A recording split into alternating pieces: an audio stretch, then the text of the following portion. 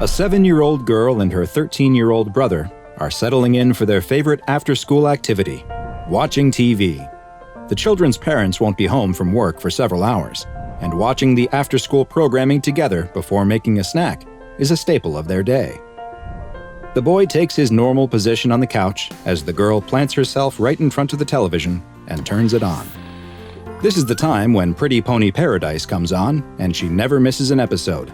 Her brother would prefer something else, but he also loves to see his sister happy, so he always lets her watch the ponies have their adventures. Today, though, when she turns to the right channel, there's something else. Instead of the usual Pretty Pony theme song, circus music comes out of the television speakers. The girl watches as the brightly colored words, "Bobble the Clown," appear on the screen. "Hey, this isn't Pretty Ponies," she says to her brother, but when she looks back, he's asleep. The girl isn't happy, but she decides to give this new show a chance. And maybe her pony show will come on after anyway. The circus music stops, and a happy-looking clown cartwheels onto the screen. "Hello, kids," the garish clown says. "Do you like fun?" The girl did like fun. Perhaps this new show wouldn't be so bad. She watches as Bobble walks down the street of an average, happy American small town. Everyone seems to love the happy clown, waving at him as he passes by. Bobble pauses in front of a house where a man is mowing the lawn. He convinces the man to stop his yard work and join him, and the two happily head down the sidewalk together. The girl is a little confused by this show. There's not much in the way of jokes, but she decides to keep watching anyway. Bobble and his new friend stop in front of a house that is painted to resemble a circus tent. This must be where Bobble lives. He invites the man in, and they both enter the house. Inside, Bobble motions for the man to sit while he prepares some refreshments. The girl watches as Bobble moves to the kitchen. There, he begins sharpening knives as he explains directly to the camera the best way to prepare meat, the way the skin must carefully be removed from the flesh, and how the bones should be saved for future soup stocks. The girl watches with fascination as Bobble teaches his special lesson. Maybe this is a good show after all. Maybe this is her new favorite show. The girl gets up, her brother still asleep, and heads to the kitchen. She pulls out a drawer to help her reach the counter where the knife block is located, and pulls out the meat cleaver. She looks at it gleaming in the light, entranced by its sharp, shiny edge. The girl returns to the living room and gets up onto the couch next to her sleeping brother. She watches as Bobble steps away from his pot of red, boiling meat and looks right into the camera. The girl stands up and holds up the meat cleaver. Bobble walks towards the camera with fascination in his eyes, as if he can see through the screen and is watching the girl. She slowly raises the knife above her head as Bobble starts whispering, "Come on, do it," licking his lips in anticipation. The girl pauses for a second, looks at her sleeping brother one more time, and brings the cleaver down. Hi, I'm Dr. Bob, and this is SCP-993, also known as Bobble the Clown. But first, there's something I need from you. I need your help to spread the word about some of the lesser-known anomalies in the SCP Foundation's archives, and the best way you can help is to subscribe, turn on notifications, and then go tell your friends to do the same.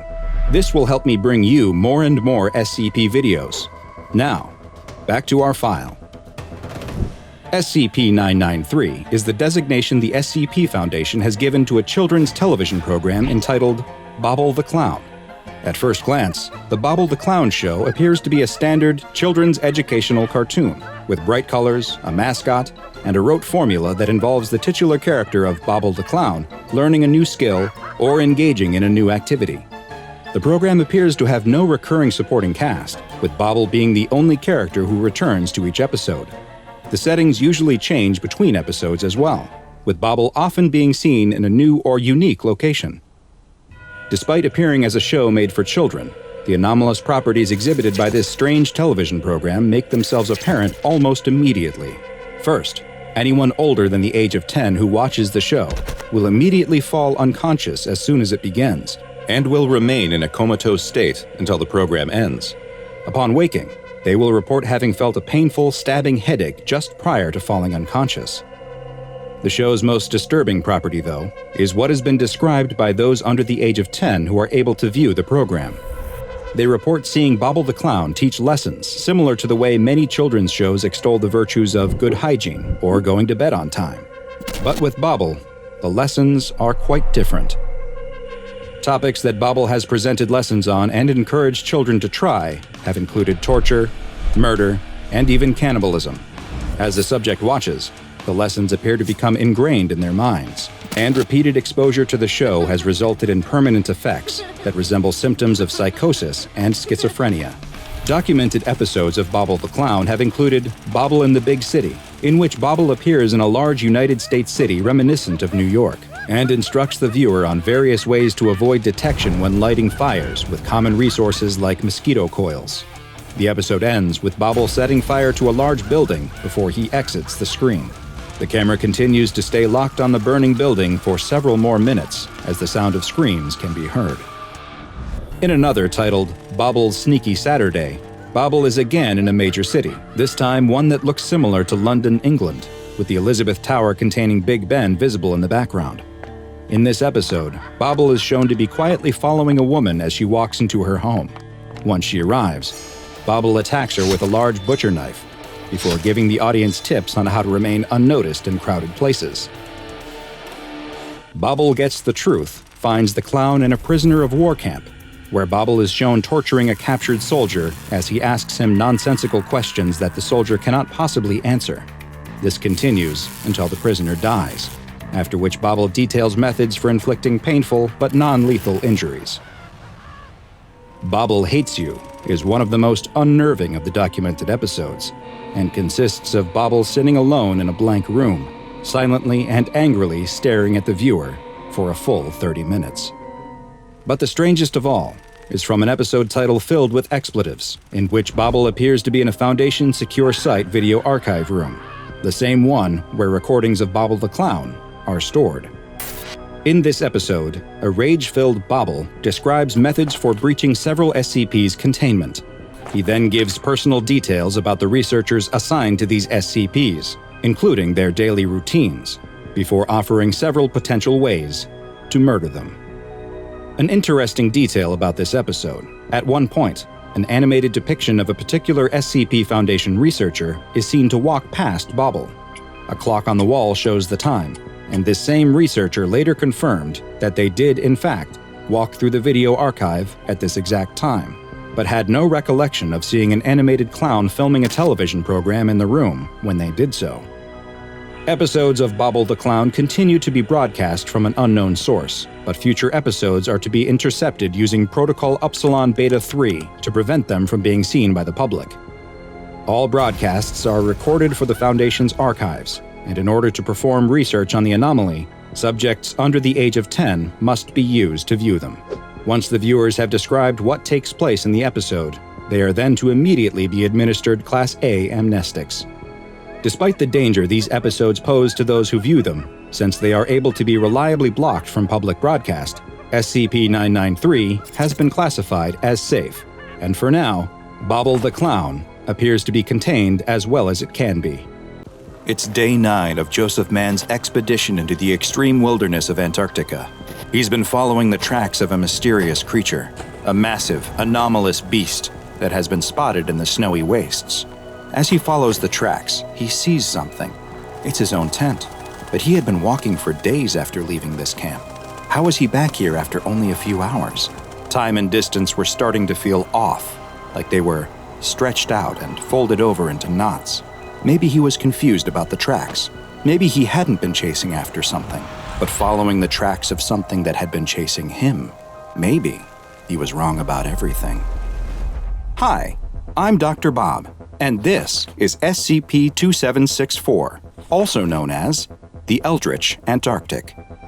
SCP-2764 is a massive biological entity, standing over 380 meters tall and estimated to weigh over 150,000 metric tons.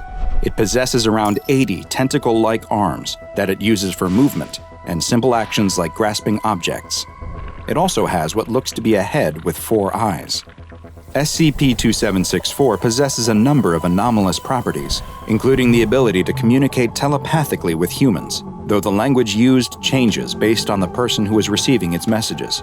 Strangely, this communication appears to go one way only, as it has never demonstrated that it understands any attempts to communicate back to it. Its physical state has also been observed to be quite anomalous. Its size does not follow normal Euclidean geometry, with the creature appearing many times larger or smaller than it should, based on the viewer's distance from SCP-2764. There appears to be a critical zone lying roughly 50 kilometers away from the creature that stretches around it in a circle. As you move away from the creature and approach this line, SCP-2764 actually appears to grow larger until the critical zone is passed, at which point it begins to shrink as you move farther and farther away. Its body has a number of other strange properties too. Its tentacle-like arms rapidly translocate around its body at random intervals, jumping around all over its body, creating a twitchy, writhing mass that makes it impossible to count how many tentacles it actually possesses. But perhaps strangest of all is that not only do the creature's arms seem to break the laws of physics by jumping around its body, but so too does the entirety of SCP-2764. It's been observed to spontaneously relocate itself to different places, as if it is flickering in and out of existence. It appears that the creature flickers into a new place like this at random intervals, but it may be following some yet unknown rules, as it has never been seen appearing more than 25 kilometers away from where it was last seen, and always flickers back to its original location within 48 hours. SCP-2764 was first discovered by a civilian team that was conducting detailed surveys of the Antarctic landscape. The team observed the creature and were immediately alarmed by its strange properties, especially its bizarre geometric qualities. They returned to their home base and described what they had seen to a colleague, who was actually an SCP Foundation researcher in charge of investigating anomalous activity in Antarctica. This researcher sent word back to his superiors, who activated Mobile Task Force Eta-5, also known as the Jaeger Bombers. Eta-5 administered amnestics to the survey team and any other exposed civilians before setting up a perimeter around SCP-2764. What they would eventually learn was that the perimeter they established was far too close.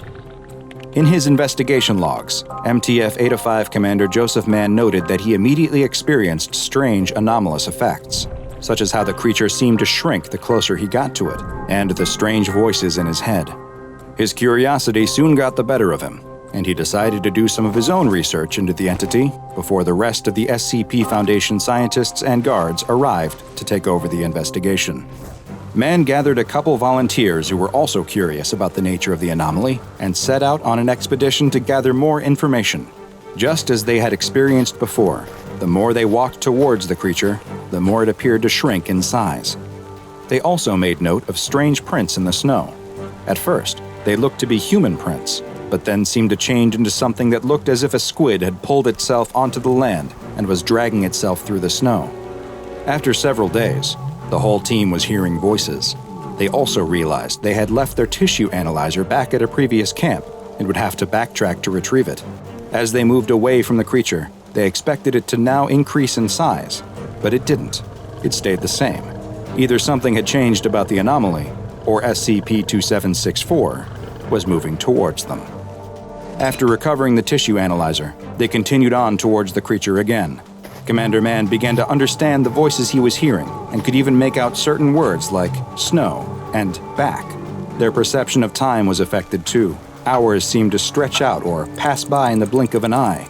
The voice he was hearing started to become more direct, and the message was clear: turn back. Mann was compelled to press on, though, even with the extremes of the Antarctic cold beginning to weigh on him. But then, SCP-2764 suddenly vanished, flickering out of existence, and the team was left with no choice but to follow the strange tentacle-like tracks in the snow, hoping they would lead to the creature. The tracks led them back to their old tent, the same one they had left the tissue analyzer at before, which should have been impossible based on the time and distance they had walked. Just then, Commander Mann realized that he had been wrong. They were the ones who had been pursued. They hadn't been following the tracks forward, but backwards to where they had been. Even worse, he realized that his team had disappeared. He was completely alone. Commander Mann continued to trudge through the snow, walking without direction. when he spotted SCP-2764 again. It was circling him, trying to maintain its distance, but he raced towards the creature and sliced off a piece of its flesh for analysis. Something strange happened when he placed it in the analyzer, though. The machine displayed a 0, which was the reading for human tissue. This strange result required further analysis from the Foundation researchers who should now have arrived to take over the investigation.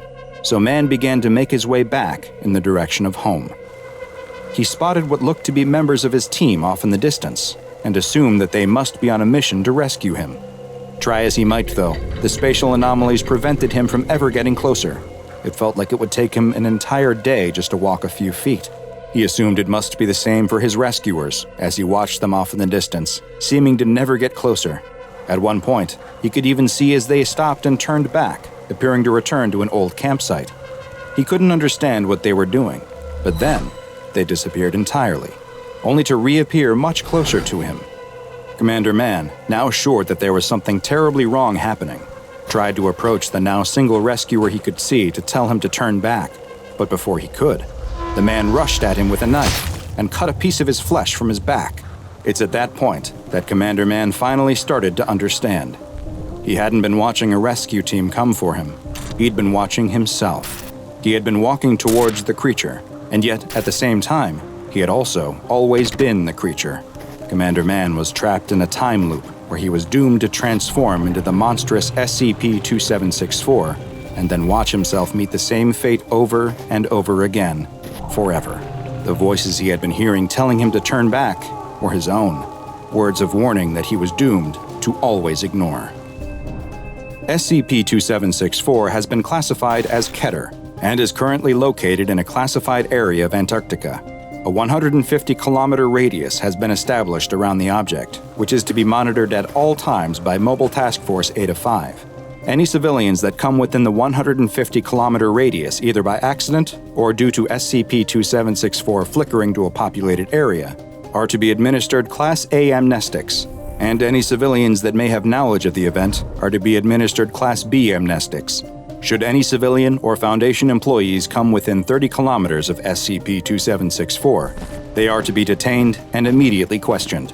Following their psychological examination, and depending on the results of the evaluation, they will either be administered Class A amnestics or terminated.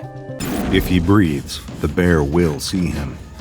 Lying flat on his stomach, the boy has no choice but to watch as the hulking brute eats his father before his very eyes. Lying in the thicket just a few trees away, the boy knows that any small movement he makes could prove fatal. A bear this large, hunting for its hibernation, will have no issue chasing him down in a split second and doing exactly what it did to his father, to him. The boy is utterly powerless. All he can do is stay deathly still and watch. They'd found the tracks too late. On the way back to camp, they'd been following the wooded cliff that lines the ocean's edge. Bows and salmon slung over their shoulders, they'd been so proud of their catch and the prospect of bringing it back to the tribe that they hadn't kept their wits about them. By the time they'd seen the enormous prints in the dirt, the sound of lumbering footsteps were already echoing through the trees behind them. The boy's bow is too far out of reach. He dropped it when his father pushed him into the thicket. He's got the knife hanging at his side, but he doubts it's long enough to even get through the bear's fatty hide.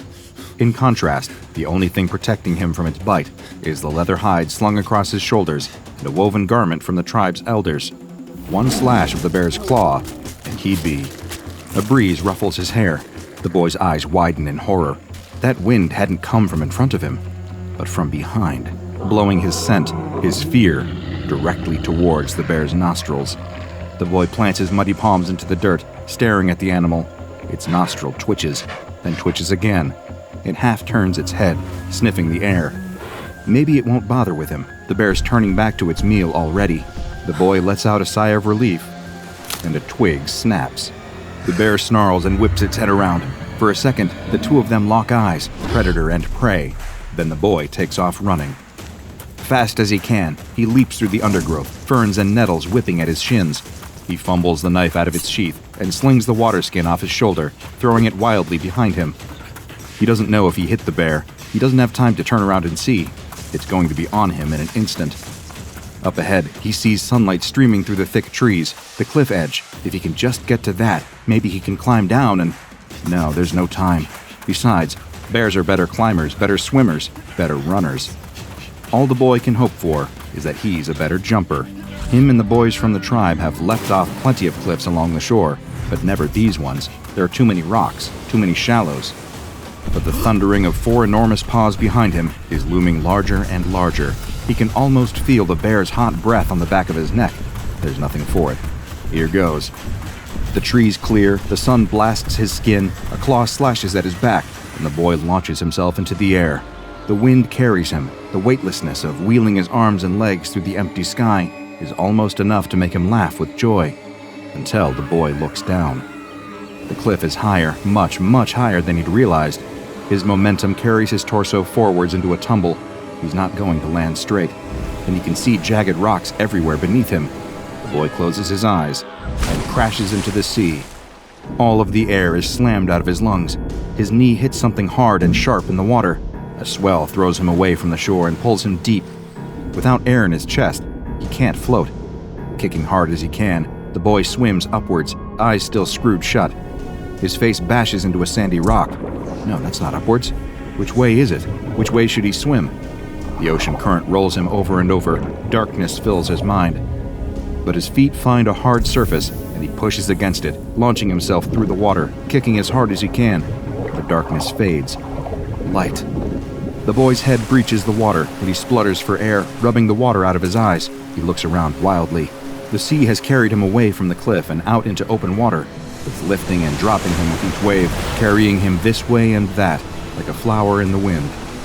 And there, traversing the cliff face, scrambling down the rocks, is the bear. The boy's stomach turns. It reaches the bottom of the cliff and sees him there in the water. Tipping back its head, it roars at an almighty volume, deafening the boy over the sound of the waters. Even from this distance, the animal looks impossibly large. It dwarfs the boulders that line the water's edge. It slips into the water, barely making a ripple, and kicks off from the shore. Going straight for him, the bear is covering the distance so fast, he only has seconds left. With barely the strength to keep himself afloat, the boy knows he'll never be able to outswim this creature. Instead, he takes a deep breath and looks up at the woods, remembering all of the happy moments he'd spent in there with his father. A current swells beneath the boy and almost throws him out of the water. An enormous shadow flies through the depth beneath him. A whale? It couldn't be. Whatever it is, the shadow is swimming straight at the advancing bear. So fixated on its prey, the bear doesn't even notice what's approaching until it's too late. The ocean explodes. A blast of water as tall as the cliffs themselves shoots up into the air and showers the boy's head. Somewhere in the midst of the spray, a monster erupts from the depths.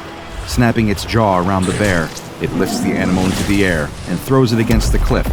The impact is so strong that a small landslide follows the bear's rolling body as it tumbles back towards the water. But the boy has eyes only for the monster emerging from the sea.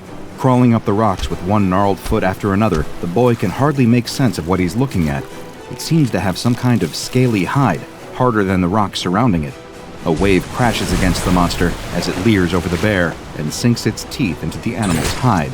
Unable to look away, the boy kicks out and starts swimming away up the coast. Only once he's a long way around the bay does he dare to clamber out and back onto land. That night, once the rest of the tribe have gone to sleep, the boy can't help but lie wide awake in his tent. Without his father here, it's not the same. Quietly rolling up the hide doorway, the boy slips out into the night. They're camped by a small cave with beautiful smooth walls inside. They say it's the cave of their ancestors, the place where all life started. The fire in the cave has to always burn. Fortunately for him, the cave is empty. The boy stares up at the wall in wonder. Finger drawings of animals, hunters, mothers, shamans, gods, and forests fill almost every part of it. Only one space remains in the corner, a finger painting of the rocky cliffs with the swelling sea beneath. Dipping his finger into the paint, the boy sits by the wall and starts to paint. A terrible monster crawling out of the sea, with a scaly hide stronger than any rock. That's it. You know that from just some finger painting. The archaeologist turns to the group of researchers surrounding him in the cave. UV lights are set up all along the walls, with the blue and violet shapes revealed all across the stonework. The archaeologist can't help but empathize with the spiritualism of their long-forgotten ancestors who'd lived in these caves thousands of years ago. The professor was the one who asked the question, a cold woman standing well over 6 feet tall with a crop of fiery ginger hair. To him, she seems less of a scientist and more of a military leader. But what does he know? "Walk with me," she says and leads him out of the cave. Personnel fills the surrounding area. Most of them are armed. Cranes lift huge sheets of reinforced lead plating into place. Several mysterious vats line the edge of the forest, each adorned with more warning and hazard signs than you'd see in a nuclear power station. The two of them have to pause for a moment as 3 tanks roll past them. The archaeologist breaks the silence. "You know the reason I started all my research in the first place? Did I ever tell you that story? Every early civilization in the world, whether it's ancient China, Mesopotamia, South America, Northern Europe, all these cultures, you take a look at their mythology and what do you find?" The professor ignores him, instead choosing to bark orders at a group of agents talking over coffee. They all immediately dump their drinks and get back to work. What one thing do they all talk about, even though it never existed? Dragons. All these disparate people with no contact with one another, all of them still draw pictures of dragons. The professor stops walking at the edge of the cliff. The pair of them stand there, surveying the vast ocean stretching out in front of them, as researchers, agents, and workers rush around behind them. After a long pause, the professor asks him to proceed. In ancient Hebrew texts, when they talk about God creating the world in 7 days, what happens on day 5? The professor flicks the hair out of her eyes and replies curtly, "God created fish in the sea and birds in the sky." Well, not exactly.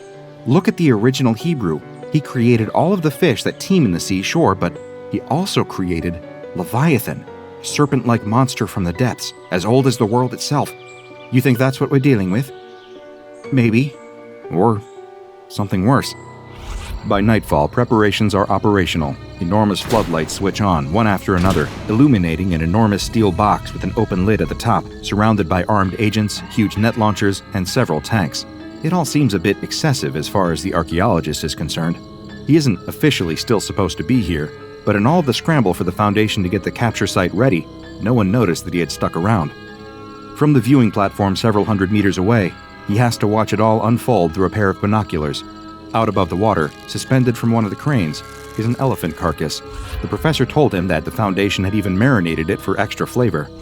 He had only been recruited into this project a couple of months ago, but from what he could tell, it's been an ongoing priority for the Foundation for several years now. The scale of the operation of just setting up at this site is already mind-boggling, but they've been chasing up leads like this for years now. Arriving at scenes, they suspect this creature has been sighted in the past and setting up traps for it. He was only brought in out of desperation. The Foundation had exhausted all recent hunting grounds and was trying to cast the net even wider. He'd just been quietly working on his university research paper about ancient reptile drawings when the agents had let themselves into his office. But staring through his binoculars now, the archaeologist knows there's no chance of this operation actually working. They have floodlights, for crying out loud. No intelligent predator would come anywhere near that elephant carcass. Movement. Not in the waters or any of the lit-up areas. No, there's something in the forest line, just behind a group of researchers. He reaches instinctively for his walkie-talkie, then stops himself. How many times had he got jittery before and reported something preemptively? The agents already don't take him seriously as it is. He can't be jumping at shadows. But there it is again, a shape moving fast through the trees. He scans the binoculars this way and that, trying to find it. Just a group of researchers there, some agents there, supply crates, researchers, agents. Wait, weren't there more of them a second ago? He looks closer. Someone's gone missing. He clicks on the radio. South Lookout Team, report in. Nothing. South Lookout Team? A sickening feeling settles in his stomach. With all those bright lights everywhere, they're casting a lot of dark shadows. He has to do something fast. Running down from the lookout point, the archaeologist takes off running through the trees to the site. He holds his radio up to his mouth as he goes, trying to get anyone to respond. But it's hopeless. The thicket cracks and crunches under his feet as he tries to make his way through the dark woods, ignoring the feeling that crawls up his neck of being watched. A boulder blocks his way. The archaeologist grabs onto it with both hands and hauls himself on top of it, stopping for a moment to catch his breath. From up here, he can see the floodlit capture site. The tanks and cranes still sit rumbling ready to go at a moment's notice, but he can't see any ground crew anymore. He switches the radio to the open channel and calls out for anyone to respond. The professor's voice crackles back at him. What are you still doing here? This is a highly dangerous operation that you don't have clearance for. He yells at her to cancel it. They need to evacuate the site immediately. It's compromised. She laughs derisively and cuts off the channel. No, She has to believe him. People are dying, and more of them will if she doesn't. The archaeologist whispers to himself in the darkness. It's no monster. It's just an innocent creature. You're playing with a power you don't understand. It's strange. For a moment, he swears he almost hears a voice whispering something back to him in the woods. But when he looks around, he's all on his own. He has to keep moving. The creature could be anywhere. Hopping off the jagged boulder, the archaeologist takes off running through the forest once more, looking over his shoulder every few steps. The light must be playing tricks on him. In the darkness, he can't see the boulder he was standing on a moment ago anywhere. He bursts out of the tree line and into the clearing right next to the steel box. A ramp leads up to the top of it, with a large trap door suspended over the open lid. Well, if he wants to be seen and heard, that's where he needs to go. The archaeologist runs up the ramp and waves his hands wildly in the air. The tanks all turn their turrets to aim at him. The crane holding the enormous steel lid for the enclosure looms menacingly above his head. And there, marching out onto the field, looking absolutely furious, is the professor. Her red hair looks more like a ball of flames right now. We need to evacuate the site now! It's here! She snarls and marches up the ramp to meet him, jabbing a finger in the archaeologist's face. He suddenly realizes how much taller she is. You are not jeopardizing our one chance of catching this thing. Get out of the way, or I will have you detained. Besides, what evidence do you have? But the archaeologist isn't looking at her.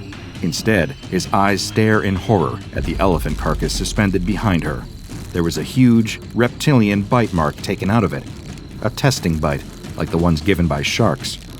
She turns to follow his gaze, and all of her rage is washed away in a sickening delight.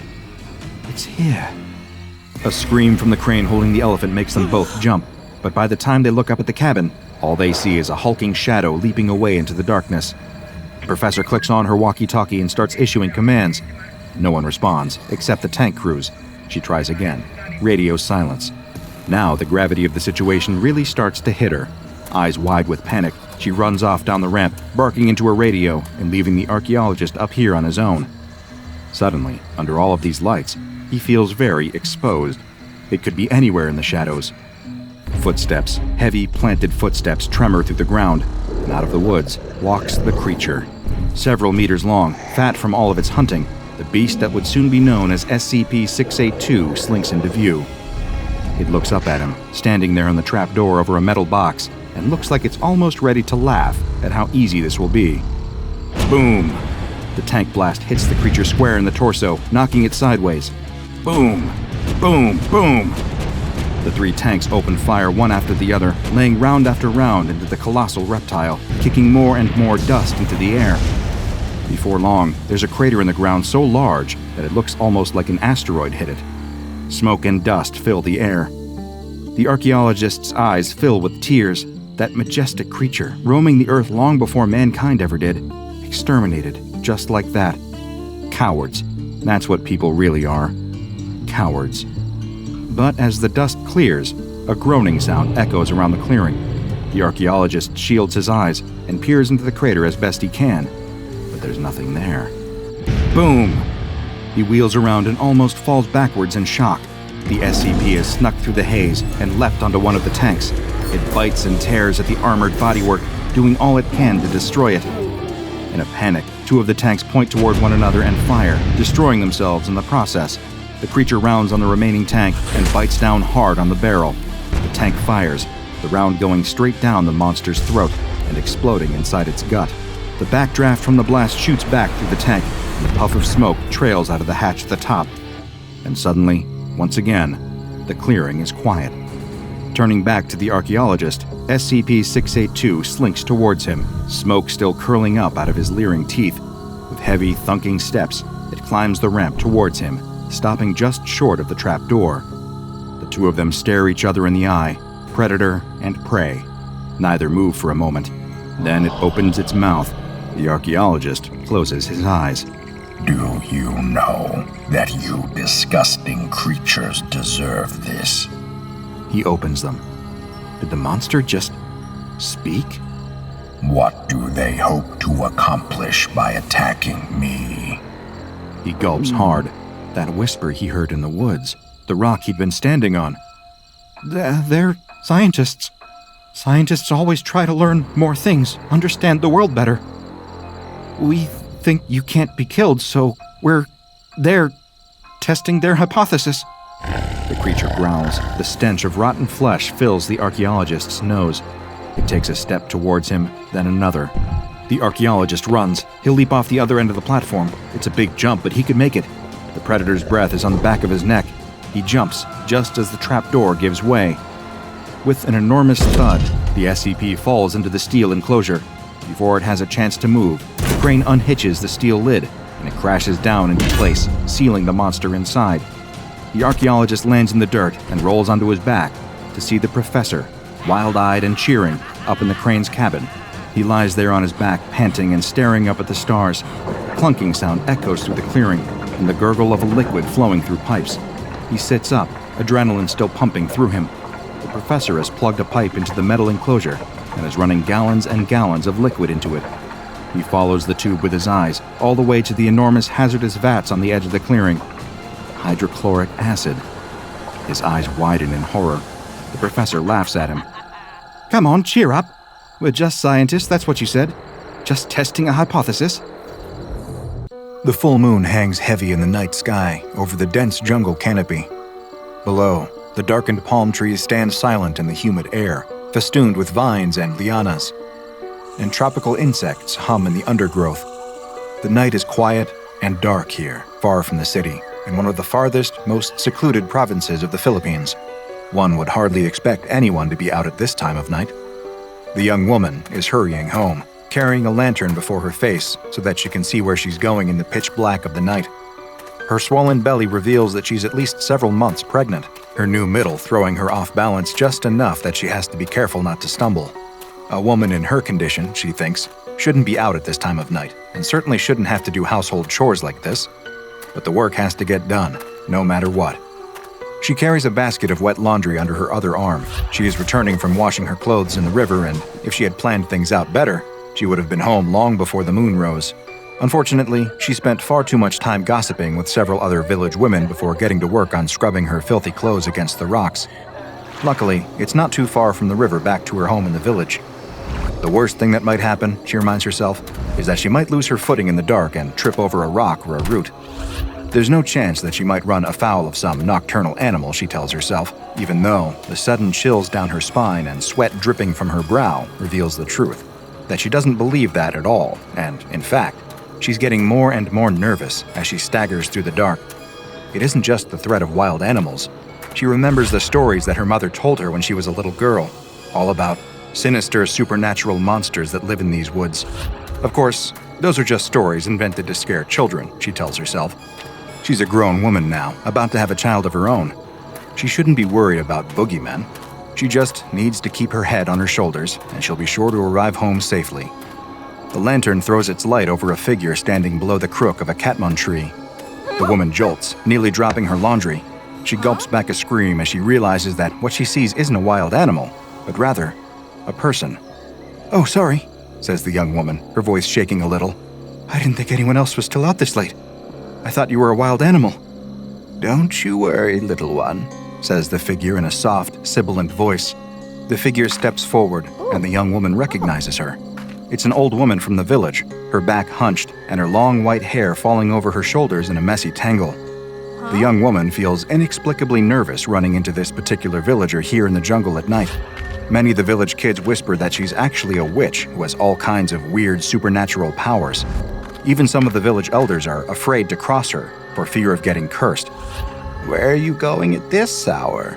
Someone in your condition shouldn't exert yourself so much." "I'm just heading home," says the young woman, hefting the basket of laundry for emphasis. "It's dangerous to be out so late alone. Here, let me walk home with you. There's safety in numbers, you know." Thank you." The young woman almost wants to protest that she doesn't need any help getting home because she really does not want to spend any more time with this old woman. But at the same time, she is reluctant to say anything that might insult her. After all, even if the young woman doesn't believe in witchcraft, it's not like she wants to take any chances. Besides, the truth is that she is rather frightened of being alone in the dark, and any company is better than nothing, even if it's this strange old woman. "How far along are you, honey?" says the old woman, placing a hand against the surface of the young woman's protruding belly. The young woman grimaces. She doesn't like this old woman intruding on her personal space like this. The old woman's hands are wrinkled and veiny, flecked with liver spots, and her fingers topped with gnarled talons. The young woman wants to cry out at the sight of them, but she bites her tongue. Instead, she answers the old woman's probing question as calmly and politely as she can. Very nice, says the old woman, her rheumy eyes never straying from the young woman's belly, and her hands still rubbing against her stomach as if she's trying to reach something within. The old woman makes a strange sound in her throat, like she's smacking her lips in hunger, but it's hard to see anything in the dark. The young woman can only nod in confusion, but she quickens her pace. She hopes that she can get home soon, and once she's home, she can get away from her unfortunate travel companion. The old woman keeps pace, grabbing her younger traveling companion by the arm and holding tight. Her grip is surprisingly firm for such a seemingly frail old woman, and the young woman again wonders if maybe there's something supernatural about this ominous crone. She wants to pull her arm away, but the old woman's long claws pinch cruelly into her flesh. It's as if the old woman is silently warning her, "Don't pull away. I'm too strong for you to escape." "What a sweet little bundle of joy you carry there," says the old woman, as if speaking to herself. "What a delectable little burden." The young woman knows that she's still talking about her unborn baby, but all this mumbling just makes her more worried. They continue walking, the young woman staring resolutely at the small circle of illumination thrown by her lantern onto the path ahead, doing everything in her power to not look at the old woman standing at her side, for fear that she might scream. Why is she so nervous? Worse, does the old woman sense her fear? The young woman has heard that witches are easily offended, and that's the last thing that she needs now. She continues walking, the old woman gibbering and whispering in her ear, plying her with odd questions about her pregnancy. "Eating well, have you? You know it's very important to eat right when you're carrying, so that the baby can be born strong and healthy." "Right," says the young woman. She really doesn't need this unsolicited advice. She heaves an audible sigh of relief as the village comes into view over the next bluff. Thank God, she thinks, I'm almost home. She just hopes that the old woman will take a hint and leave her alone once they arrive at her doorstep. She wonders if this old woman might try to come into her home or maybe steer her towards some other destination. But what can she do? All she can do is keep walking home and hope for the best. "Is it just you, is it? Is the father in the picture, I haven't seen you with any young men lately, have I?" asks the old woman. Her nosiness is really starting to irritate the young woman, enough that she almost forgets her fear. "No, it's just me," says the young woman automatically. She immediately regrets that confession.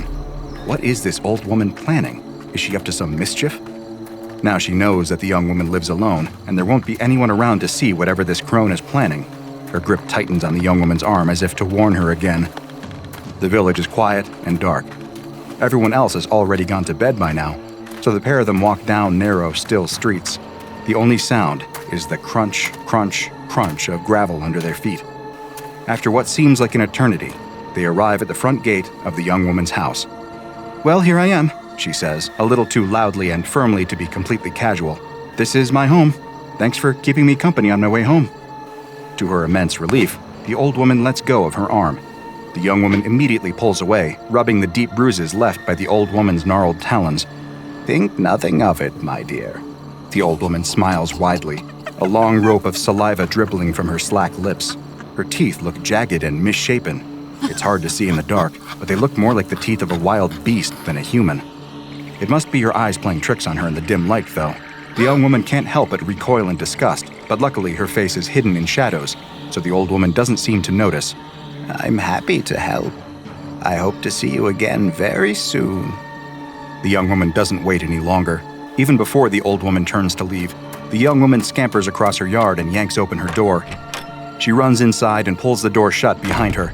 Her heart is racing, and her breath comes in ragged pants. She can feel the baby in her belly kick, suddenly agitated by its mother's fear. "Shh, it's okay," she coos softly, patting her stomach and hoping that her tender voice will help to calm her baby. "I know you're scared. I'm scared too. That old woman frightened me half to death. They say that she's a witch, and I'd almost believe it. What a strange experience." She pulls the curtain aside and peeps out the window. The old woman is gone.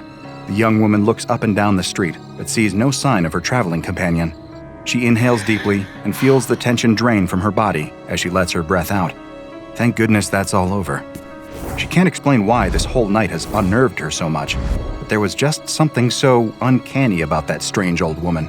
She's glad to be rid of her. The young woman tries to put the whole experience out of her head as she prepares for bed. As she pulls on her nightclothes, she startles when she hears something heavy and loud clatter across the roof. It's not unusual for roof rats or other nocturnal animals to scurry across the roof at night, but this sounds louder than usual. It's probably nothing, she tells herself as she climbs into bed. I'm still just upset about meeting that old woman on my way home from the river. That whole thing must have jangled my nerves worse than I thought if I'm flinching at every little sound. I'll be fine when it's light out. The sooner I get to sleep, the sooner it'll be morning. Even though her nerves are rattled, she is quite tired after a long day, and it doesn't take long before she drifts off to sleep. The young woman's eyes close, and her breathing becomes slow and steady, the shallow rhythms of sleep. Inside her head, she might be troubled by strange dreams, but to any outside observer, she is dead to the world. Asleep in bed, she doesn't react to the clattering on the roof. Whatever is up there is making an awful racket as it drags itself over the roof tiles. If someone were around to watch, they would see that whatever is on the roof is no rat. It's a darkened figure, almost big enough to be human, but strangely truncated. Two massive leathery wings unfurl behind it, extended to help the strange creature maintain its balance upon the roof. It drags itself forward using only its hands, long talons tapping at the roof shingles as it seeks a loose tile, anything that will give it access to the house below. Its finger finds a crack. Wheezing and panting, the creature leans forward, putting its eye to the crack to peer into the room below. The young woman is asleep in bed directly below, and that's exactly what this creature was hoping for. The young woman mumbles in her sleep, her mind filled with disturbing dreams. She's oblivious when, all of a sudden, something drops through that crack in the ceiling. It's long and slippery and covered in thick, wet mucus. It looks, for all the world, like a tongue, but it's far too long to be any human tongue. It drops lower and lower into the room, extending closer and closer to the young woman sleeping in her bed. The disgusting appendage caresses her face, leaving a wet slug trail of saliva across her forehead, as if it's looking for something, then brushes against her lips, and the tongue seems to find what it wants.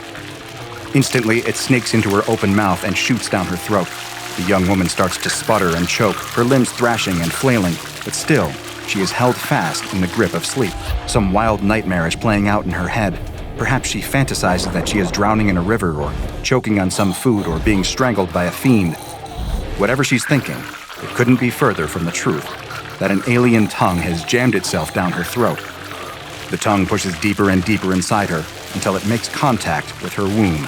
A trained anatomist might balk at the idea that the tongue could find her womb by accessing her throat, but somehow it has done exactly this, snaking its way through the labyrinth of her insides to find her unborn baby. A sticky aperture opens up at the tip of the tongue, revealing that the tongue is hollow, like a massive soda straw. It sucks up the baby like a vacuum, slurping it up, and out, the bulge of its prey traveling up the length of the tongue like a wild pig swallowed by a boa constrictor. Once the baby is gone, the tongue slides out of the woman's mouth and retracts back toward the ceiling, disappearing back through the subtle crack. There's a clatter on the roof again, followed by the soft flutter of leathery wings. The young woman settles back into a deep, still sleep, the awful sensation of suffocation having passed. The rest of the night is peaceful and quiet, but when she awakens the next morning, she finds that the nightmare isn't over. She wakes with a strange empty feeling in her guts. Something is very wrong. She throws aside her covers and stares at herself in shock. Her baby is gone. Her rounded belly has deflated back to its pre-pregnancy state, and she can sense, as only a mother can, that she is no longer carrying something within her. She shrieks in terror at this bizarre revelation. What could have happened? What could be responsible? That young woman just had an encounter with SCP-5201. SCP-5201 is a humanoid subspecies native to the Philippines, dubbed Homo sapiens visceralis, but known by many local names across the Philippine Islands, including the Aswang, the Tik-Tik, or simply the Viscera Sucker. But it is most commonly known as the Manananggal. During the day, an instance of SCP-5201 looks like an ordinary human. At a glance, there is no way to immediately distinguish an instance of SCP-5201 from a regular member of Homo sapiens. However, Foundation researchers have found that there do exist certain retinal irregularities unique to SCP-5201, so the agency has developed a portable retinal scanner for use in quickly identifying instances of SCP-5201. SCP-5201 is far easier to tell from an ordinary human at night when it undergoes a strange and startling metamorphosis. It unfolds a pair of membranous wings, resembling those of a bat, from its back. Even more startling, its torso splits in two. Its upper torso then flies off in search of prey, while its lower torso is hidden in a secure location until SCP-5201 can reconnect. SCP-5201 will seek out human prey, most likely relying on a keenly attuned sense of smell, and, once it has chosen a victim, will alight on the roof of their home and then snake its preternaturally long, tube-like tongue into the house below so that it can feed. SCP-5201 feeds by inserting its tongue into the orifices of unfortunate sleepers and sucking out their internal organs as easily as you would suck soda through a straw. SCP-5201 will happily eat human livers, stomachs, and intestines, but its favorite food is unborn fetuses. So much so that instances of SCP-5201 disguised in their human form can often be recognized by their tendency to drool at the sight of pregnant women. SCP-5201 are well known to local humans who live in fear of nocturnal attacks by the dreaded Manananggal. Interestingly, SCP-5201 can be repelled by Abrahamic holy objects like rosary beads or crucifixes, or can be staked through the heart with sharpened shafts of bamboo, very similar to the means used against vampires in Western folklore. SCP-5201 is especially vulnerable when its upper torso is out hunting, so it will always take the utmost care to hide its abandoned lower torso in a secret, secure location.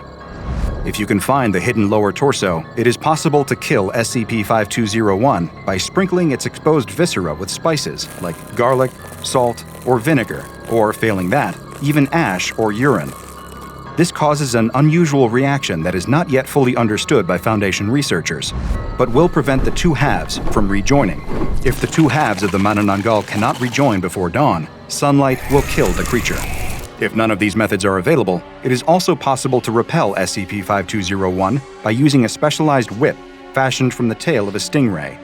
The SCP Foundation currently has an undisclosed number of domesticated SCP-5201 instances held in the Fauna Containment Wing of Site-235. Because this species has been known to practice cannibalism, each specimen is to be held in its own personal containment cell. While there are obvious ethical and logistical concerns with feeding human organs to SCP-5201, the Foundation has discovered that SCP-5201 can still easily thrive on a diet of any newborn mammal with a mass of at least 1 kilogram. Piglets have so far proven to be the most cost-effective and available options, but other species can be substituted as necessary. All entrances to SCP-5201 containment cells are to be guarded by at least 2 Level 2 personnel equipped with stingray whips, crucifixes, or some other object found to cause harm to SCP-5201. Unlike humans, SCP-5201 have an unusual asexual reproductive process. The lower body can regenerate a new upper torso via a process similar to epimorphic regeneration observed in autonomous lizards. Upper torso of an SCP-5201 would leave behind the parent's lower torso to search for a compatible female human. SCP-5201 would attack and consume this human, claiming her lower torso as its own. Smearing ash, urine, or spices into the exposed innards of the lower torso inhibits this process and prevents effective reproduction. The exact origin of SCP-5201 is unknown, although the creature is endemic throughout the Philippines, and historical records indicate that it has inhabited the island since at least 1500, when it was first described by Spanish sailors to the islands. Fossil remains and genetic testing indicate that it is actually an invasive species from outside the Philippine archipelago. SCP-5201 is currently believed to be extinct in the wild, following eradication efforts by the Foundation in the 1990s. An epidemic of SCP-5201 attacks in the early 90s prompted the SCP Foundation to join forces with the Supernatural Committee of the Philippines and the Global Occult Coalition to take action to prevent SCP-5201 from spreading to other countries. Dubbed Project Dipsy, the operation involved amnesticizing the major cities of the Philippines, funding propaganda campaigns to dismiss SCP-5201 as a product of folklore and urban legends, and eventually domesticating the surviving SCP-5201 population for cellular regeneration research. Because of its aggressiveness and taste for human flesh, SCP-5201 specimens regularly attempt to breach containment, and thus have been given the designation Euclid. And while the SCP Foundation has done its best to eliminate the threat of SCP-5201 in the wild, there's no guarantee that a few instances of this vicious monster might have slipped through the cracks and possibly even spread out into the wider world beyond its home in the Philippines. You still might want to search your room for any suspicious cracks or holes before you bed down for the night, because there are very few things less pleasant than waking up from restless dreams to find a long, slimy tongue jammed down your throat. The guerrilla soldiers fire their rifles blindly into the jungle. They don't know what exactly they're shooting at, but something is out there among the trees, something they can't see, something that's killing them. One of the young soldiers, barely more than a boy, stops to reload. As he pulls the magazine from his rifle, a blur passes by. The soldier next to him suddenly drops to his knees, clutching his neck, blood pouring out between his fingers. A hand grasps the boy's shoulder and he spins around, nearly opening fire on his commander.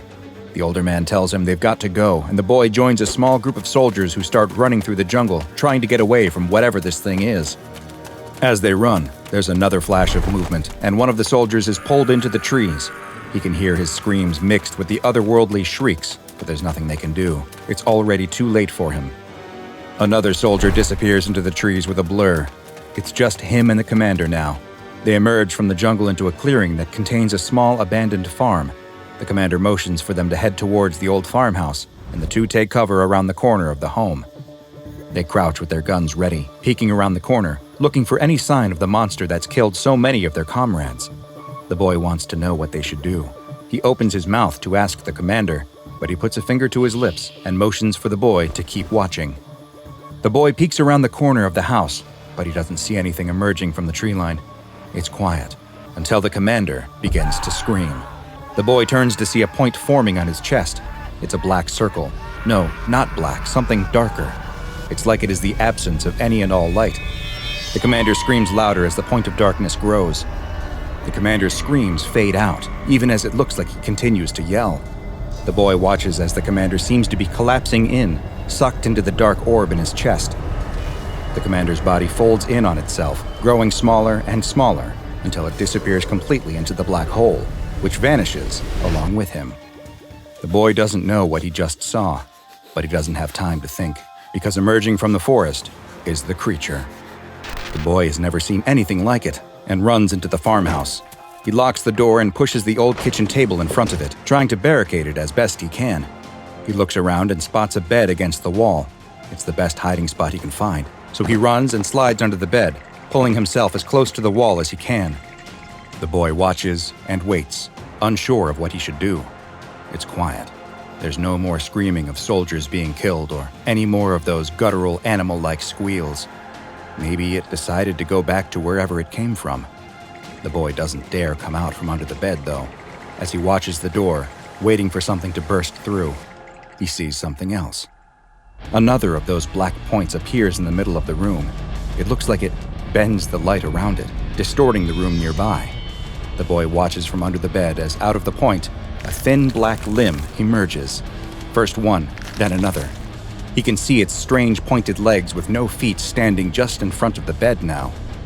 With a high-pitched cry, the creature effortlessly tosses the bed aside. The boy is left exposed, cowering against the wall. The creature screams, opening its wide mouth that seems to split its eyeless face in two, revealing 2 rows of jagged teeth.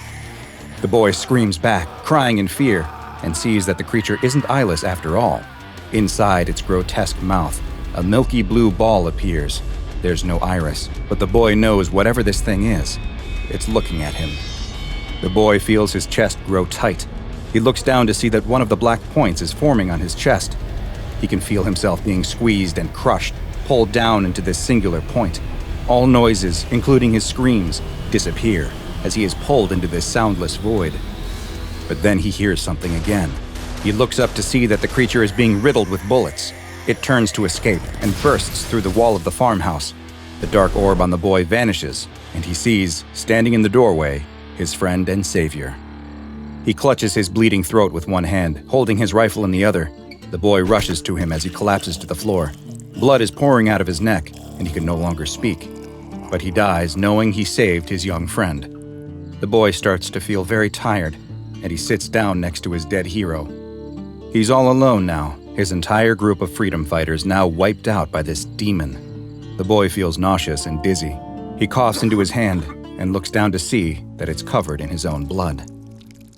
A group of boys run down a jungle path, laughing and playing, when they suddenly stop and grow quiet. There's something up ahead of them. It's a man lying on the side of the road. The boys look scared, unsure if they should check it out. But then the smallest of all of them emerges from the group and bravely marches up to the man. Not wanting to let the youngest of their friends make them look like cowards, the rest of the boys soon follow. The man on the side of the road is moaning and looks to be in pain. As they get closer, they can see that he must have been in a terrible accident. His skin is gray, and it looks like his long, thin arms only have 3 fingers. What should they do? The small boy picks up a stick and reaches out with it to poke the man, not wanting to touch him with his own hands. But before he can, the man rolls over, opening his mouth with a horrible shriek to reveal the glassy blue eye inside as the boys turn and run, hands over their ears. Several weeks later, the small Guatemalan town holds a meeting. The crowd of people in the room are angrily yelling at the mayor, who stands at a podium, demanding answers from him about what happened to their dead or missing loved ones. A series of photos are hung on the wall behind the mayor in remembrance of those who have disappeared into the forest or mysteriously died from a rapid illness, including the brave young boy. One man shouts at the mayor, wanting to know where his daughter was. Another asks how her healthy husband could drop dead from an illness after being perfectly healthy only days before. The mayor tries to calm the frustrated townspeople, telling them that he knows there have been rumors of a demon out in the forest, but that's all they are, rumors. The mayor warns them, though, that something is out there, though he doesn't know what. There is an animal or man that is making people sick. It may also be hunting people. Neither he nor the police know exactly what is going on. But there is good news. A group of men have come to help them. The mayor points towards a stern-looking man in a military uniform who is standing with a small group of other soldiers and a scientist off to the side of the stage. The mayor explains that this man, General Machoy, is from America, and that he's going to help them. The crowd doesn't cheer in the way that the mayor seems to have expected, but they at least stop their yelling as the general steps to the podium and thanks the mayor for the introduction. The general looks over the crowd who are waiting and hungry for answers about the monster that's suddenly begun plaguing their town. He tells them that it is true that he's been sent here by the US government in order to investigate what's been happening and stop whatever threat is out there in the jungle by any means necessary. He can't promise that he'll be able to bring back any of their missing loved ones, but he can at least prevent whatever this is from taking any more. He then gestures to the rest of his group and tells the crowd that the men he has brought with him have been specially trained to deal with this exact type of situation, and that they don't need to worry any longer. The only thing everyone needs to do is stay out of their way, and all will be taken care of. With that, he walks off the stage as the crowd erupts into more shouting. General Machoy stops at the scientists waiting next to the stage. "Well, Dr. Ketter, what do you think?" The scientist adjusts his glasses and answers, "This is what we've been preparing for. The overseers kept telling us this day would come. It looks like it finally has." The group of soldiers led by General Machoy make their way through the dense forest. Dr. Ketter is just ahead of them, using a Geiger counter to follow the creature, the audible clicks of the radioactive entity telling him which way it came. They track the source of the radiation to a clearing in the jungle where a small village once stood. Most of the buildings are overgrown with plants and thick vines, but with it growing dark, this seems as safe a place as they will find to make their camp for the night. The soldiers fan out to search what's left of the town as Dr. Ketter continues looking around for where the radioactive trail might lead them next. As General Machoy is checking out one of the many dark old buildings, one of the older soldiers cries out, "Hey General, it looks like this generator still works." With the sound of an old diesel motor coming to life, lights in the village suddenly flicker on. They now have fortifications and light. Though he'd never admit it, General Machoy was feeling nervous about spending the night in the jungle. But now at least some of those nerves were being washed away by the old flickering yellow lights. Later that night, the general is questioning Dr. Ketter on where the creature went. Dr. Ketter is confused, though. His readings showed high traces of radiation leading into this village. The creature came here, he was sure of it, but now he can't figure out where it went. It's as if it came into the village and then simply vanished. Outside, one of the soldiers on watch tells the rest of the group who are sitting around a fire to shut up, that he thinks he saw something in the woods. Everyone immediately springs into action, taking defensive positions and aiming their rifles into the dark tree line. "There it is again. he says, as a flash of darkness moves just beyond the clearing. "No, it's over here," says another soldier on the opposite side. How could the creature be moving so fast around them? Are there multiple of whatever this is out there? The soldiers form a circle to make sure that the thing can't get behind them. What they can't see is the point of darkness forming behind all of their backs, and the thin, pointed legs stepping out of it. The general's radio comes to life. "I think we've got something out here, But his message is cut off by screams and the sound of gunfire. General Machoy tells Dr. Ketter to stay inside and runs out of the building, where he finally gets a glimpse of the demon that they've been tracking. The tall, thin creature is massacring his squad. It dashes between them at an inhuman speed, using its three-fingered hands to rip the limbs off of some soldiers and slash at others with its razor-sharp claws, opening up their necks or disemboweling them before moving on to the next. The general fires his rifle at the creature and misses, but it's enough to get it to retreat. General Machoy runs back inside the building where Dr. Ketter is waiting. "What was it? What did you see out there?" The general doesn't know how to begin describing the monster that just killed all of his men. It's like nothing he's ever seen before, and something that no amount of training could prepare him for. As the two men ponder what to do next, the Geiger counter on the table suddenly starts to click, softly at first, but then more and more, as if a huge amount of radiation has suddenly flooded the room. The general grabs the doctor and drags him out, leaping out of the building just before it collapses in on itself, disappearing into the micro-singularity that formed inside. The two men look up to see it standing right in front of them, its huge mouth open to reveal its glassy blue eye. "Look out!" Dr. Ketter cries, but he isn't talking about the demon as he and the general roll to the side, just avoiding the power line that has been cut loose by the destroyed building. The power line hits the ground and immediately begins to spark, sending out bright pulses of white electrical light. The creature cries out with a gut-wrenching scream and collapses to the ground, huddling up into a ball as it tries to cover up its mouth with its thin arms. "Is it the electricity?" the general asks, confused about what suddenly stopped the killer's rampage. But Dr. Ketter realizes it isn't the sparking power line that the creature has been immobilized by, it's the flashing lights. The general doesn't wait for his answer, though, and fires the weighted net from his gun, trapping the howling creature. Dr. Ketter examines the creature at the Field Research Center that has been set up several miles from the village. A strobe light has been affixed to the inside of the creature's cage, but even when the doctor turns the light off, the grayish-brown skinned entity still remains curled up in a ball on the floor. The doctor wonders if perhaps the creature is hungry, but it shows no interest in any of the various meats, fruits, and vegetables they've presented to it. The doctor stands in the doorway of the tent that has been set up to house the creature's cage and gives an update to General Machoy, who is anxious to get the creature moved to the United States and a more secure containment environment. Dr. Ketter stresses that he fears the journey might kill this creature, though, and put an end to the incredible research and testing they can perform on this amazing living specimen. The general turns to leave, but stops to salute the body of one of his soldiers being carried by on a stretcher. Dr. Ketter himself turns to go back to his research when he notices something. The creature's mouth is ever so slightly open. Dr. Ketter has yet another idea. That night, Dr. Ketter enters the temporary morgue and takes a severed arm from one of the dead soldiers. Back in the research tent, he presents the arm to the creature, sliding it through the cage bars. The creature doesn't react, but Dr. Ketter continues to watch and wait. After a time, the creature finally stirs. It's the first time he has seen it move since it was captured. The creature reaches out with its long three-fingered hand and grabs the arm before starting to feed on it. "You like that, don't you?"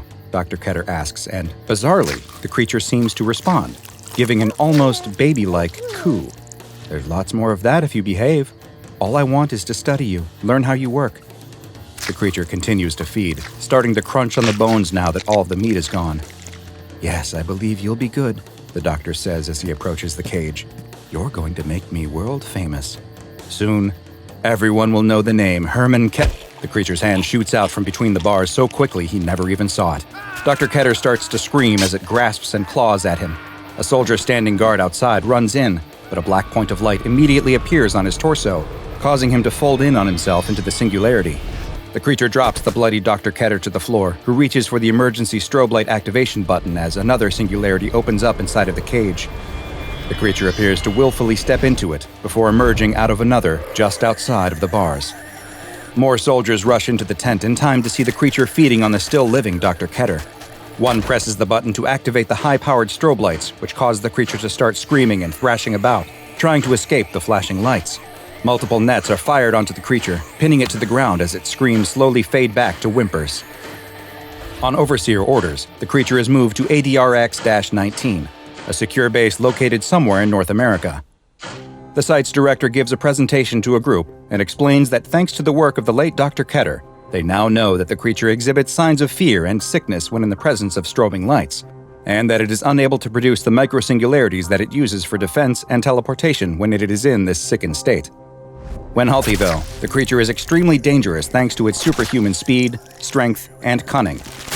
It was also discovered that it is unable to teleport through lead, which its new containment cell has been lined with, and extreme security procedures have been implemented, including the installation of a reinforced steel blast door and constant patrols of the outside of the cell by armed guards who are equipped with high-powered strobe lights. The site director leaves the room and the overseers discuss the fate of the creature, which has been given the designation number 86243AR-001, though most have taken to calling it simply 001. One of the overseers argues that the creature must be secured and contained in order to protect humanity. Who knows how many more of these might be out there? They now know that the rumors of these types of entities aren't merely isolated events, and that there could be countless more of these anomalies, hundreds, maybe even thousands. The rest of the overseers unanimously agree. One of them picks up the report that was left behind by the site director. Redact this report immediately and start a new document archive. This is only the prototype. I have the feeling there will be many more of these. Something dark and impossibly huge moves beneath the surface of the water. A woman in a kayak paddles across the surface of a lake, following behind a few other kayakers. She starts to fall behind and paddles faster to keep up. For some reason, she's growing noticeably more and more anxious as she paddles. She keeps glancing down at the water, eyes wide, sweat beading on her forehead. We can't see what she sees, but something down there is terrifying her. She paddles faster, faster, faster, and doesn't see the rock up ahead. She hits it, her kayak tipping over, dumping her into the water. She splashes frantically, trying to tip the kayak back over and climb to safety. But just as she's about to grab hold of the edge of the boat, something unseen yanks her down into the water, out of sight. As the other kayakers turn around to see where she went, they see the capsized kayak and bright red blood blooming across the water. The young woman sits back in her chair, pushing her sunglasses up onto her head to get a better look at the book she's leafing through. She takes a long, deep breath, relishing the smell of salt and seaweed, coconut-scented sunscreen, and sun-baked sand. She stretches her legs, feeling the sand between her toes, almost too warm to be comfortable, but not quite. It's a perfect day at the beach, warm but breezy, bustling but not too crowded. It's the best way to kick off summer break after the exhausting grind of exams. She glances up from her book and watches with an amused smile as her best friend trudges his way out into the water, wearing the unwieldy water shoes she always gently mocks him for. They slosh with every step, so loud she can almost hear them over the rush of the tide. But he doesn't care about what he looks like. He only cares about what knowledge the sea has to offer. He's an ecology major with plans to become a marine biologist and uncover the mysteries of the deep, so it's a given that he's taking the first opportunity to poke around in the water. As an English literature major herself, the young woman will stick to the dry, sunny beach chair, the book, and an ice-cold lemonade. Even though the two are opposites in many ways, they've always gotten along, ever since they first met during freshman orientation. He teaches her about sharks, she teaches him about postmodernist fiction, and they both broaden their horizons. It works. Why question it too much? She got a bit lost in the reminiscence, watching her friend in his natural element, but the heat is starting to get to her, and she could use a little refreshment. She reaches for her drink, taking a sip, and glances back out at the water. Wait, where'd he go? He was right there. But all of a sudden, she can't spot him anymore. She's getting ready to call out his name when she sees a hand break the surface of the water, followed by another hand, both splashing wildly. Her best friend emerges, paddling, gasping for air. Her stomach drops with the sudden realization that something is terribly wrong. He starts to scream, but the sound is swallowed when he's pulled back under the water once more. She calls out for help, signals the lifeguard, but by the time help reaches him, her friend is gone. Not dead, not a body floating on the waves, just vanished.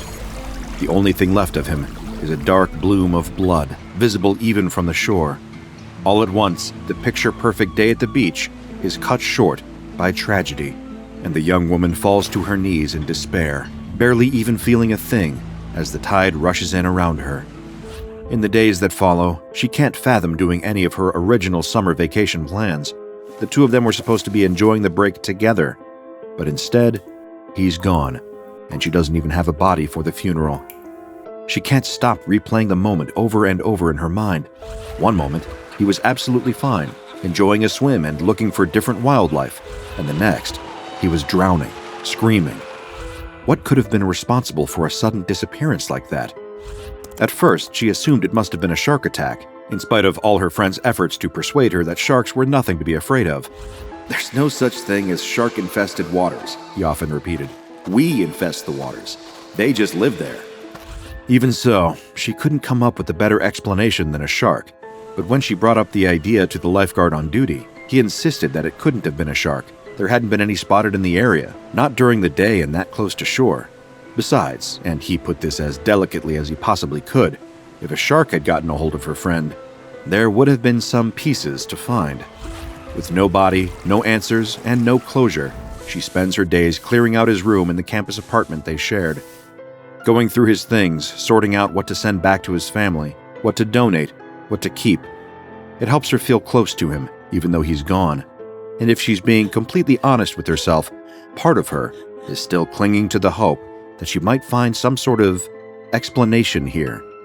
She boxes up the remainders of his books and is just about to leave for the day when she spots one that she missed. It doesn't look like any of his textbooks or the nonfiction he was so fond of reading in his free time. It's an old, worn, leather-bound volume, tucked under the bed like a secret. She sets the box down and reaches under the bed for the book. Its spine is unmarked, no title to be found. Her curiosity piqued now more than ever. She cracks it open. The room fills with the scent of mildew and dust. The book smells as old as it looks. The title page has been ripped out, but as she begins to peruse its contents, she sees descriptions of ancient sea monsters, of unfathomable horrors of the deepest ocean. It's a book about aquatic folklore. Why didn't he tell her he was reading this? They could have bonded over folktales, over him enjoying something fictional for once. She considers tossing the book in the box with the rest, but instead, she slips it into her bag, feeling closer to her lost friend than she has since some unknown force took him from her.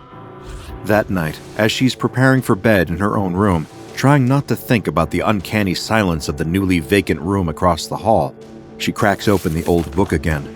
She thumbs through the pages, skimming the accounts of leviathans and krakens, taking in the intricate illustrations of sea-dwelling beasts. She turns the page and freezes, eyes locked on the illustration there. Something is different about this one, though she can't put it into words. Its face, its enormous, monstrous shape, it makes her feel cold, sweaty, and seasick. Her hands tremble, scarcely able to maintain their grip on the book. None of the other creatures illustrated here have made her feel like this, like she's truly locking eyes with a deadly predator. She slams the book shut, and the feeling of dread ebbs away. It's just a book. It's just a drawing. It can't do anything to her. Besides, it isn't as if it's real. That night, she tosses and turns, her mind tormented by visions of deep, dark water crushing her with its pressure, of gasping for breath and swimming for a surface she can't quite reach. All the while, she feels something swimming just below, rising up from the ocean floor. In her dream, she wants to turn and look, but she can't bring herself to do it. She knows what she'll see, opening its mouth to swallow her whole. When she wakes the next morning, her heart is still racing, and her sheets are soaked with sweat. She takes a moment to remind herself that it was only a dream, that she's safe and sound in her bedroom on dry land. She peels herself out of bed and walks down the hall to the bathroom to take a shower. But when she turns the knob and water begins to gush from the shower head, her stomach turns. The idea of getting into the shower starts her heart pounding again, adrenaline coursing through her veins and begging her to flee. She turns the shower off, and the anxiety abates. No shower today, then? That's fine. It's just a bit of the previous night's dreams lingering. As the day goes on, it'll pass, and she'll feel like herself again. But all day, the feeling persists.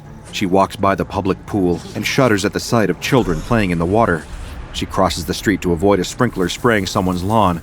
She jumps over a puddle with the intensity of someone avoiding stepping on a landmine. She's never felt like this before. Grief can take a lot of unusual shapes. Could this be another one of them? She ducks into a nearby coffee shop and settles at a table with her laptop. Her fingers hover over the keyboard, and she wills herself to look up coping mechanisms for grief and unusual anxiety.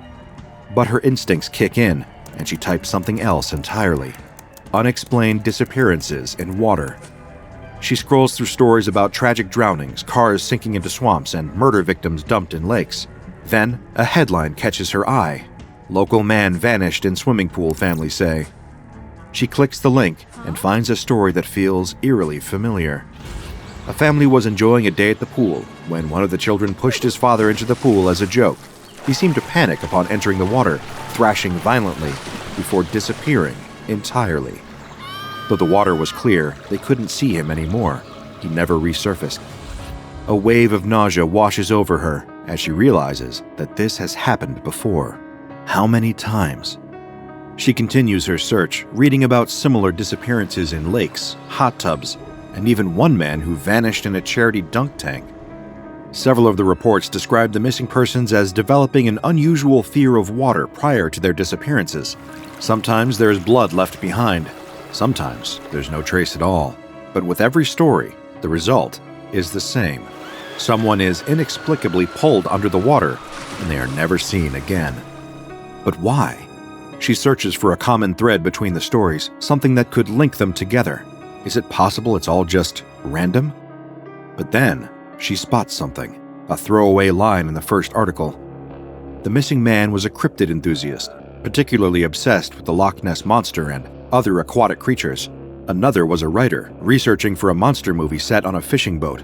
Another was the president of her high school folklore club. It hits her like a bolt of lightning. Of course, all these people were led to their horrible fates through the research they were doing. And when did she begin feeling this state of dread? When she'd looked into that terrible, nightmarish book she'd found at her friend's home. The same book that's now sitting in a drawer in her desk. Her thoughts race with all the horrible possibilities. Could it be some form of psychosis she's dealing with? Or something even more terrifying? An honest-to-God curse of some kind? A supernatural affliction that put her in the crosshairs of some terrible underwater beast? She grabs the book out of her desk, wondering if maybe taking another look at the thing that started all this could dispel her fear. There had to be some kind of rational explanation, but she can't bring herself to turn the page. Just the thought of looking at that monster again makes her head feel light and causes her skin to break out in a cold sweat. Suddenly, she feels parched. If she doesn't get some cold water to drink, she might pass out. With no time to waste, she runs for her ensuite bathroom, grabbing a clean glass from one of her cabinets and filling it with nice, cold water. But as she lifts the glass up to her mouth, she feels another injection of that impossible, icy dread. Is that something moving in the bottom of the glass? Almost involuntarily, her grip loosens, and the glass of water falls to the floor, shattering. She screams and vaults away, not startled by the flying pieces of shattered glass, but genuinely terrified by the puddle that's now on the floor. She feels an inescapable sense that death is lurking in a small puddle rapidly sinking into her dorm room carpet. That moment clinches it. She needs to find some way to solve this, or she'll inevitably go down one of two paths. On the first path, she'd turn into a reclusive, paranoid wreck, forever fearing the dark fate that may or may not come. On the second, she'd be just like her friend, a red smear on the surface of some unknown body of water. Her research rabbit hole becomes an all-consuming obsession. She stops going to classes altogether, building a spider wall of newspaper clippings and printed-off articles on her wall. There are so many disappearances and inexplicable events around water she believes may be related to this aquatic horror. It takes weeks of research to find something she can actually use. Another survivor, one just like her, who'd encountered the creature and used his smarts to survive. After a few emails and calls, proving that she wasn't just some tourist fascinated by madness, the other survivor agrees to meeting at his house in Nebraska, the only triple landlocked state in the U.S. She drives several hours to reach the home of the other survivor. When he meets her at the door, she's a little taken aback by his appearance. He's a young man, but he's got the chapped, weathered skin of someone much older. His hair is burnt and stringy, his lips glistening with dead skin. He's clearly cultivated a kind of dryness that most humans would consider unhealthy. When she enters the survivor's home, she's immediately greeted by the hum of multiple dehumidifiers going off at once, giving the air a stifling, desert-like feel. Every inch of the floor is covered in newspapers, ready to soak up any moisture that might fall. Seeing all the procedures that the survivor needs to go through just to avoid the aquatic horror fills her with a different kind of horror. Is she looking at her future right now? Is it worth surviving this thing if this squalor and paranoia is what survival looks like? The survivor explains his long and sordid tale. He'd once been a deep-sea fisherman when one fateful night changed his life forever. While they were trawling the vast and distant oceans, they'd picked up a man flailing in the water who told them an impossible story. Just moments ago, he'd been in his bathtub when something dragged him underneath. When the survivor and the rest of the crew asked him what had done this to him, he described a terrible and immense beast underneath the waves, and just the description was enough. In the following weeks, one by one, the other members of the crew disappeared, all during circumstances dealing with water. The survivor developed a crippling fear of all things water and has since moved to Nebraska to get further away from his fear. As far as he's aware, there's no cure, just a way to eke out your existence and minimize risk. But of course, even if your risk of encountering water is low, it's never zero, as these two unfortunate people are about to find out. There's a thunder crack above the house, a genuine bolt from the blue, as huge, ominous storm clouds roll in. Then comes the rain, the worst rainfall that Nebraska has seen in decades. Hammering down on the roof of the survivor's house while he and the young woman wait inside. The roof would only hold it back for so long, and as another great doctor once said, water always wins. The young woman and the survivor begin to panic, but panic will do them no good. The house has sprung a leak. Water is dripping from the ceiling and slithering down the walls, disintegrating the newsprint and forming deep, dark puddles on the floor. The duo tries to escape, but the second they accidentally step into a patch of wet, they're pulled down into the dark, gasping, flapping, and struggling for breath. They're not in Nebraska anymore. They're floating in the middle of a vast and impossible ocean with no land in sight. Below them, in the murky waters, something impossibly huge moves. It's futile to escape. In her quest to understand what happened to her friend, she's about to gain a better understanding than she ever would have wanted, as the beast rises from the depths and closes its jaws around them both. SCP-1128 is an enormous aquatic predator that only manifests to those who are aware of what it looks like. Anyone given a full description of the entity's appearance, or who has seen an illustration or image of the entity, will become infected by it. Once infected, a person behaves relatively normally, aside from an increased aversion to any activity that requires being submerged in water, such as swimming. If an infected person is fully submerged in water, they will disappear beneath its surface. It does not matter whether or not the water is actually deep enough for someone to be pulled beneath the surface. In fact, during one experiment, a D-class was pulled into a glass of water by the entity, at which point he disappeared from sight. After the subject has disappeared, one of two things tends to happen next. Either they reappear in a state of panic, trying to leave the water before the entity can grab hold of them again, or the water will begin to fill with blood and other organic matter belonging to the subject. Subjects that reappeared and managed to escape the water before being attacked again have described the experience of being transported to the middle of a vast ocean, where SCP-1128 attempts to devour them. Though these interviews provide vital information on the nature of SCP-1128's methods of hunting, they must be conducted with extreme care, as they carry an inherent risk of SCP-1128 infection if the subject is a bit too descriptive in their account. Thankfully, any accidental exposure to a description of SCP-1128 can be treated with the application of amnestics. Any written descriptions or images of SCP-1128's appearance, or videos of the entity breaching the surface of the water found outside of the Foundation's custody must be destroyed, and anyone exposed to this information or showing signs of contamination is to be given Class C amnestics. A written description of SCP-1128 is to be kept at an assigned Foundation site for experimental purposes, and experimental purposes only. It may not be read by anyone other than D-Class selected for testing with the entity. If any staff are exposed, they must immediately report for administration of Class C amnestics. Any and all water traffic that passes through the area thought to be SCP-1128's usual habitat is to be intercepted by Mobile Containment Force Kappa 12, Sea Devils. They are authorized to do so by any means necessary. It's been said that we know more about outer space, the vast, endless expanse of stars and planets, than we do about the depths of our oceans. So I suppose the existence of an entity like SCP-1128 shouldn't come as too much of a surprise, amidst giant squids and nitrogen-breathing microbes. Still, one of the most comforting things about the horrors of the deep has always been, in my opinion, the certainty that we are safe from them on land. SCP-1128 is proof that, as soothing as that notion may be, it is entirely false. Danger doesn't just lurk beneath the dark, rolling surface of the ocean. It can find you in a swimming pool, a bathtub, a single glass of water. Ordinarily, I like to pursue as much independent research as I can into the topics that I cover, always in pursuit of more answers, of a broader understanding. In this particular case, however, I believe it's best to let sleeping aquatic horrors lie. SCP-1128 can remain a mystery to me. Whether it's fish, mammal, or something else we've yet to categorize, I'm happy to leave it alone, rather than wind up as its next piece of bait. Dance failed. The young woman laughs as her date tries to catch his breath.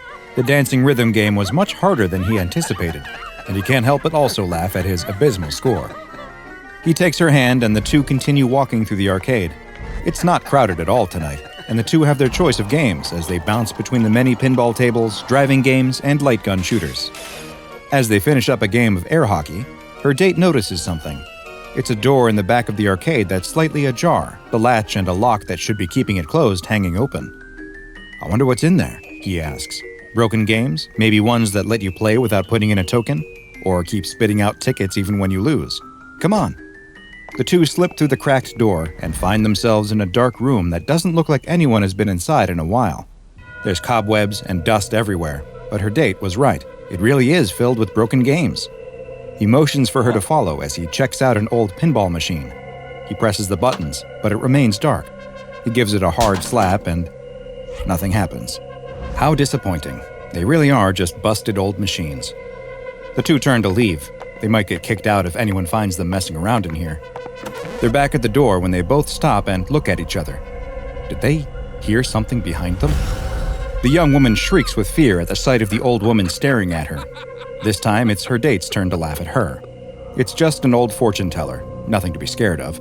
They must have accidentally turned it on. She didn't notice it before, but the machine which has the words "Grandmother Predictions" written across the top has come to life, and the inside is now lit up to reveal the animatronic head and torso of an old woman. The old woman isn't moving, but her glassy, dead eyes seem like they are staring right at the young woman. The two look at each other, unsure of what to do, when, without warning, the old woman comes to life. With the clicking and whirring of gears, the old woman appears to breathe in deeply, opening and closing her mouth as she leans slightly forward and back inside her glass container. The young woman steps towards the fortune teller as the old woman inside keeps breathing in and out. But then suddenly, the old woman stops. There's another loud click as a card appears out of a small slot on the front of the machine. She looks down at the card, then looks back up to see that the old woman is staring at her once again, as if the robotic figure can really, truly see her. The young woman slowly reaches towards the card as the old woman's gaze stays locked on her. Her fingers touch the card, and at the exact moment she pulls it free, the fortune teller's lights go out, and the old woman slumps over. "What was that?" her date asks. She didn't even notice that he is standing next to her now. He starts to search around the machine looking for something that may have triggered it, as the young woman looks down at the card she pulled from the slot. Her face changes as she reads it, as she goes from a little freaked out to completely terrified. "Hey, look at this," her date says as she quickly slips the card into her pocket. Her date reaches behind the back of the machine and pulls out a short piece of cord, one end attached to the fortune teller, the other frayed as if it had been cut. It's not even plugged in. "Let's get out of here," she tells him. She doesn't need to ask him twice, and the two leave the room, emerging back into the lights and sounds of the arcade. Later that night, the two are at the door to the young woman's apartment. He asks if she's sure she's okay. She's not still scared about that broken machine, is she? It's probably just battery operated and they switched it on somehow. The young woman agrees that must be it, and that she's fine, just tired. She gives him a kiss on the cheek and bids him goodnight before going into her apartment and closing the door. Inside, the young woman leans against the door. She takes something out of her pocket and stares at it. It's the fortune that was dispensed from the machine. It reads, "You look like you've made some mistakes. Some things are unforgivable, aren't they?" No way, she thinks to herself. It's just a coincidence. The young woman walks further into her apartment and picks up a framed photo. It's a picture of her several years younger, with another girl who looks just like her. Her sister. She thinks back to that night. The night that she'll never forget no matter how hard she tries. The night she lost her, and lost part of herself too. She sets the picture back down on the table before looking at the fortune she's still holding in her other hand. She crumples the paper in her fist and drops it in the trash before heading to bed. It's late at night, and the young woman is tossing and turning with bad dreams when she suddenly pops up awake. Did she hear a sound? She looks around her dim room, but nothing looks amiss. There it is again, though, a noise. Is it coming from the closet? She gets up out of bed and walks towards the closet, one slow step after another. She reaches towards the closet door, but the moment her fingers touch the knob, the door bursts open. She screams and falls backwards as multiple arms reach out of the darkness in the closet towards her. She screams and kicks at the arms as they grab at her, trying to pull her inside. She fights with all her might as she tries to crawl away from the arms. She manages to escape their grasp and stands up. She runs out of the room and towards the front door as the arms follow, reaching out of the closet, growing longer and longer, the sickening sound of bones twisting and snapping as they form new joints to bend around corners. Her hands reach out for the knob and she grabs it, just as the arms grab onto her. She's jerked backwards and falls to the floor as the arms drag her down the hallway. She tries to resist, her fingernails digging into the floorboards as the arms pull her back into the bedroom. "Hello? You awake?"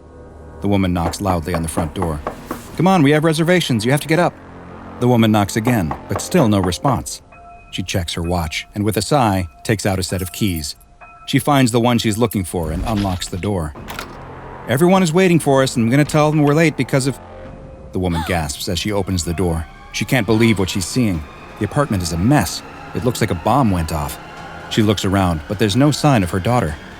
Then she notices the bloody claw marks leading down the hallway towards the bedroom. She runs down the hall, stops in the doorway to the bedroom, and screams. If you've ever been to an arcade, a midway, or a boardwalk, then you may have encountered a fortune-telling machine. These small booths containing an automaton are great fun as you receive a random card that purports to tell you your future or reveal a secret truth about yourself. There's nothing to it, obviously. It's just a random card you're getting after all. But the SCP Foundation has a fortune-telling machine in its possession that's both very real and very dangerous.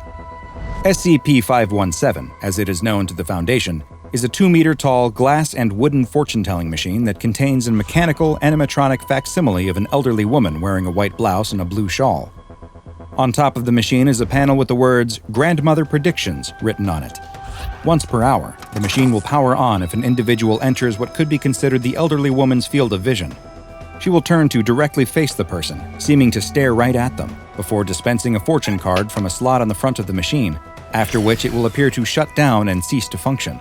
It is unknown just how the machine becomes active, seeing as the only cord coming out of the back of the machine appears to have been severed.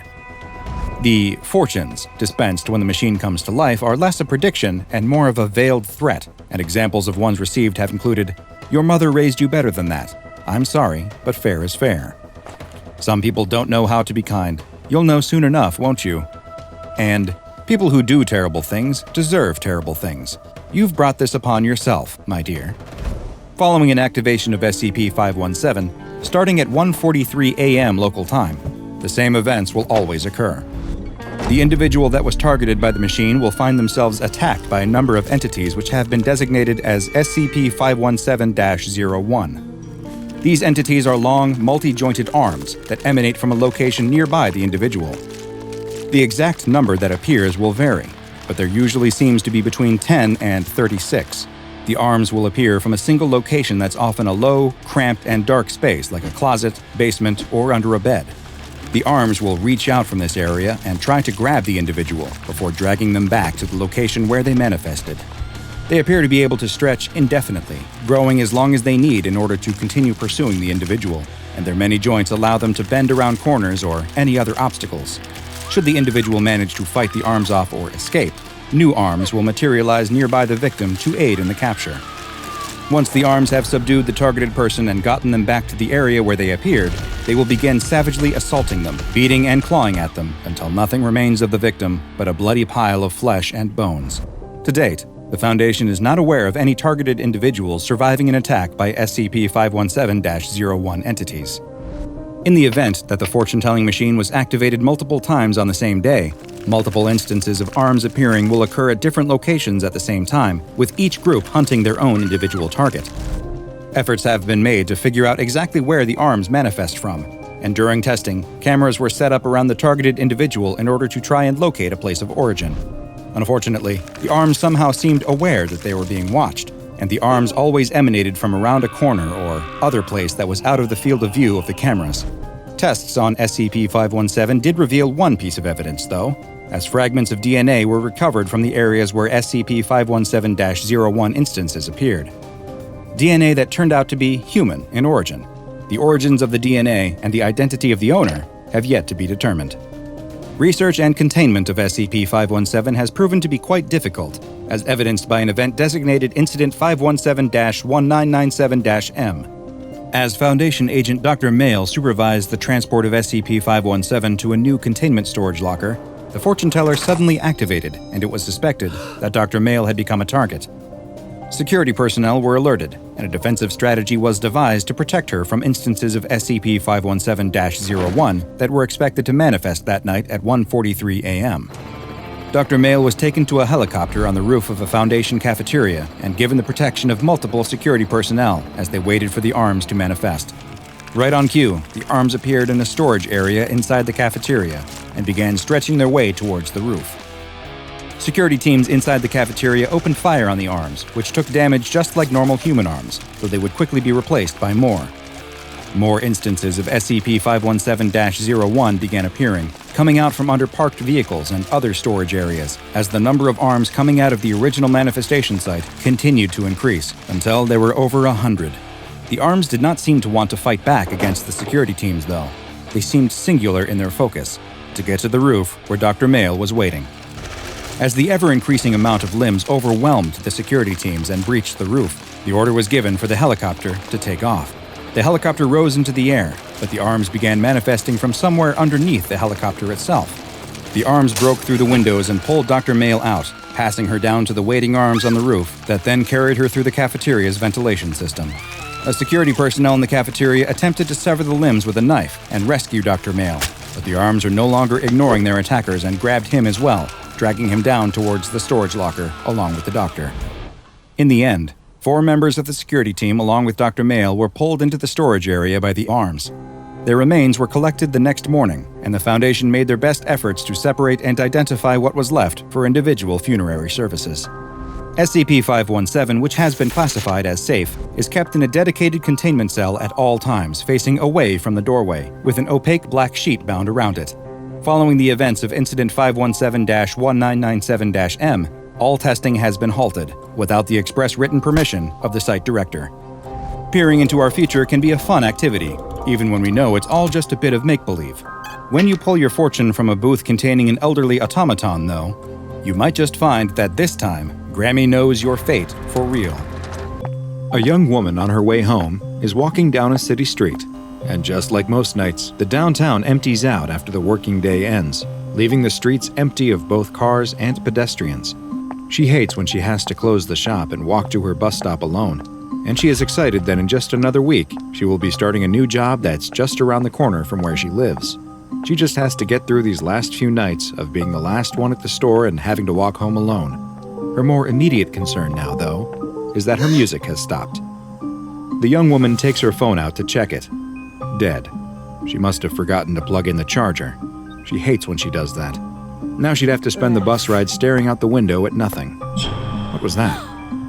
The woman looks up from her phone. Did she see someone? She turns around and sees something on the other side of the street. It's dark, and all she can make out is a big, shadowy figure. She doesn't stare for long, though, and starts to walk again, picking up her pace slightly. She can hear the sound of footsteps and glances over her shoulder. The person across the street is moving too, and they seem to be matching her pace, avoiding any streetlights to remain in darkness. She starts to move a little quicker, and so do they. The young woman grips the pepper spray in her pocket. She doesn't know what this person is doing or what they want, but she's going to be ready for them. She keeps walking and glances over her shoulder again. They're crossing the street towards her now. She ducks into an alley, and as soon as she's around the corner and out of sight, she starts to run. She sprints through the alley as fast as she can. She looks behind her, frightened of what she might see, but no one is there. Maybe she was wrong and they weren't following her, but she's not about to stop running and find out. She emerges from the alley, still running as hard as she can. She reaches her bus stop and finally stops to catch her breath. She checks her watch. The bus should be pulling up right now, but it's nowhere to be seen. She looks around, and what she does see is a shadowy figure coming out of the alley, and it's coming straight towards her. She backs up into the bus stop and takes the pepper spray out of her pocket, her finger ready on the trigger. The shadowy figure keeps moving towards her when suddenly, the dark street is lit up. The woman looks behind her to see her savior. It's the bus.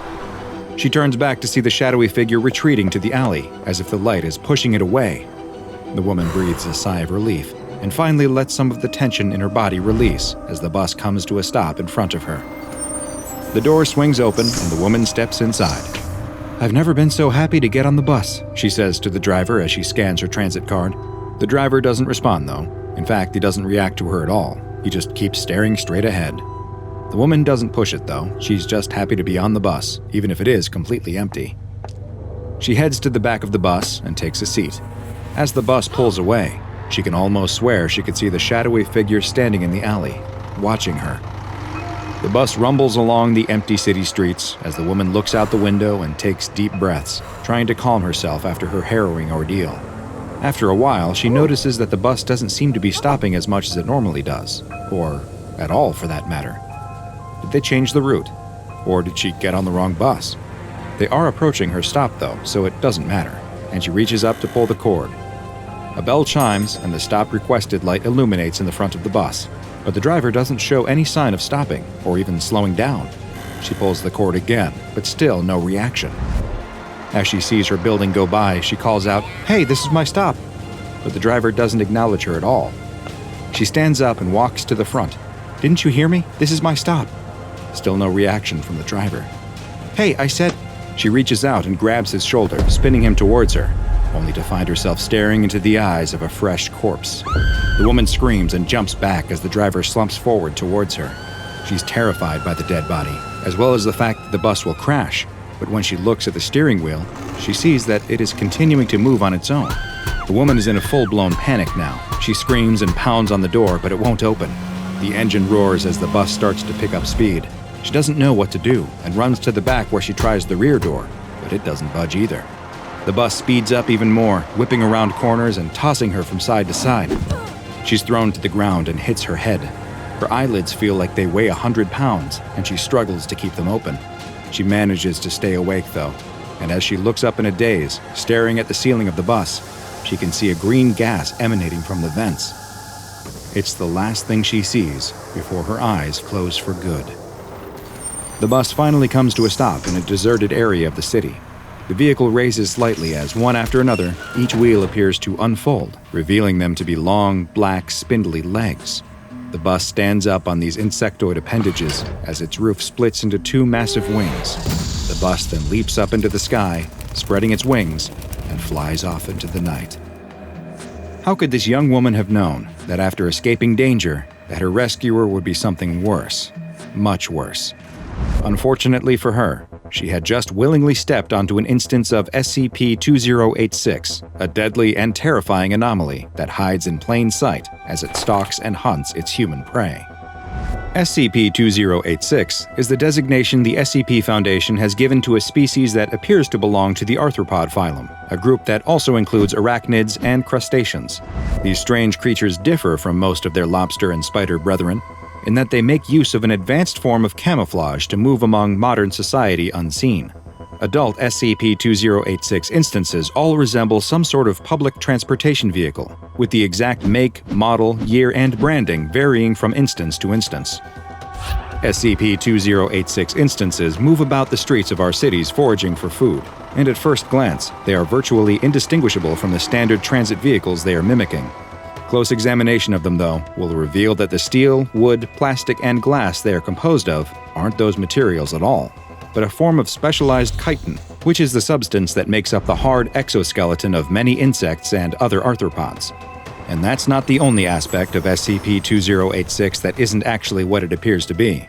The wheels on the bus may go round and round, but they also are capable of unraveling into long, thin legs that create a very imposing image when SCP-2086 is standing up at its full height. The roof, too, is able to unfurl into a set of giant insectoid wings, and after leaping into the air with its powerful legs, the wings will spread and the bus can take flight, which appears to be its preferred method of travel when it is not in its camouflaged hunting mode. Its headlights, too, are an entirely biological mechanism, consisting of two large bioluminescent optical organs similar to those possessed by SCP-015-IT and SCP-745. Dissections of SCP-2086 specimens have shown them to have an entire system of organs, including a heart, brain, and stomach, which are found beneath the flooring in the creature's interior chamber. SCP-2086 appendages are not just used for locomotion, though, and they have been observed as being able to use them for fine object manipulation. This fact was learned when they were observed building crude shelters from scrap materials at their nesting grounds. More on these nests and the terrifying events that take place there later. When SCP-2086 is not at its nest, it engages in its foraging behavior. Typically, an SCP-2086 instance will fly to the start of a route and begin driving along city streets, picking up human passengers who willingly enter the creature's inner chamber, thinking that it is a standard bus. Along with its exoskeleton closely resembling a real vehicle, SCP-2086 has one more particularly gruesome trick to fool would-be passengers into becoming its prey. A bus that drives itself would lead many to think twice about stepping on board, so SCP-2086 makes use of a decoy driver, which is actually a human corpse encased and preserved in a shellac-like substance. Smaller, fibrous appendages protrude from the front seat and into the corpse, which hold it in place and are even capable of manipulating the corpse, giving it the appearance of movement as it drives the bus. Once SCP-2086 has gathered up what it considers to be enough victims, a number that appears to vary from instance to instance, it will release a noxious gas from its interior vents. The gas produces an effect in humans similar to chloroform, and everyone on board will be rendered unconscious. The creature, now filled with its prey, does not feed on the humans trapped inside it, though. Instead, it will take them to its nesting grounds, which is where the real horror begins.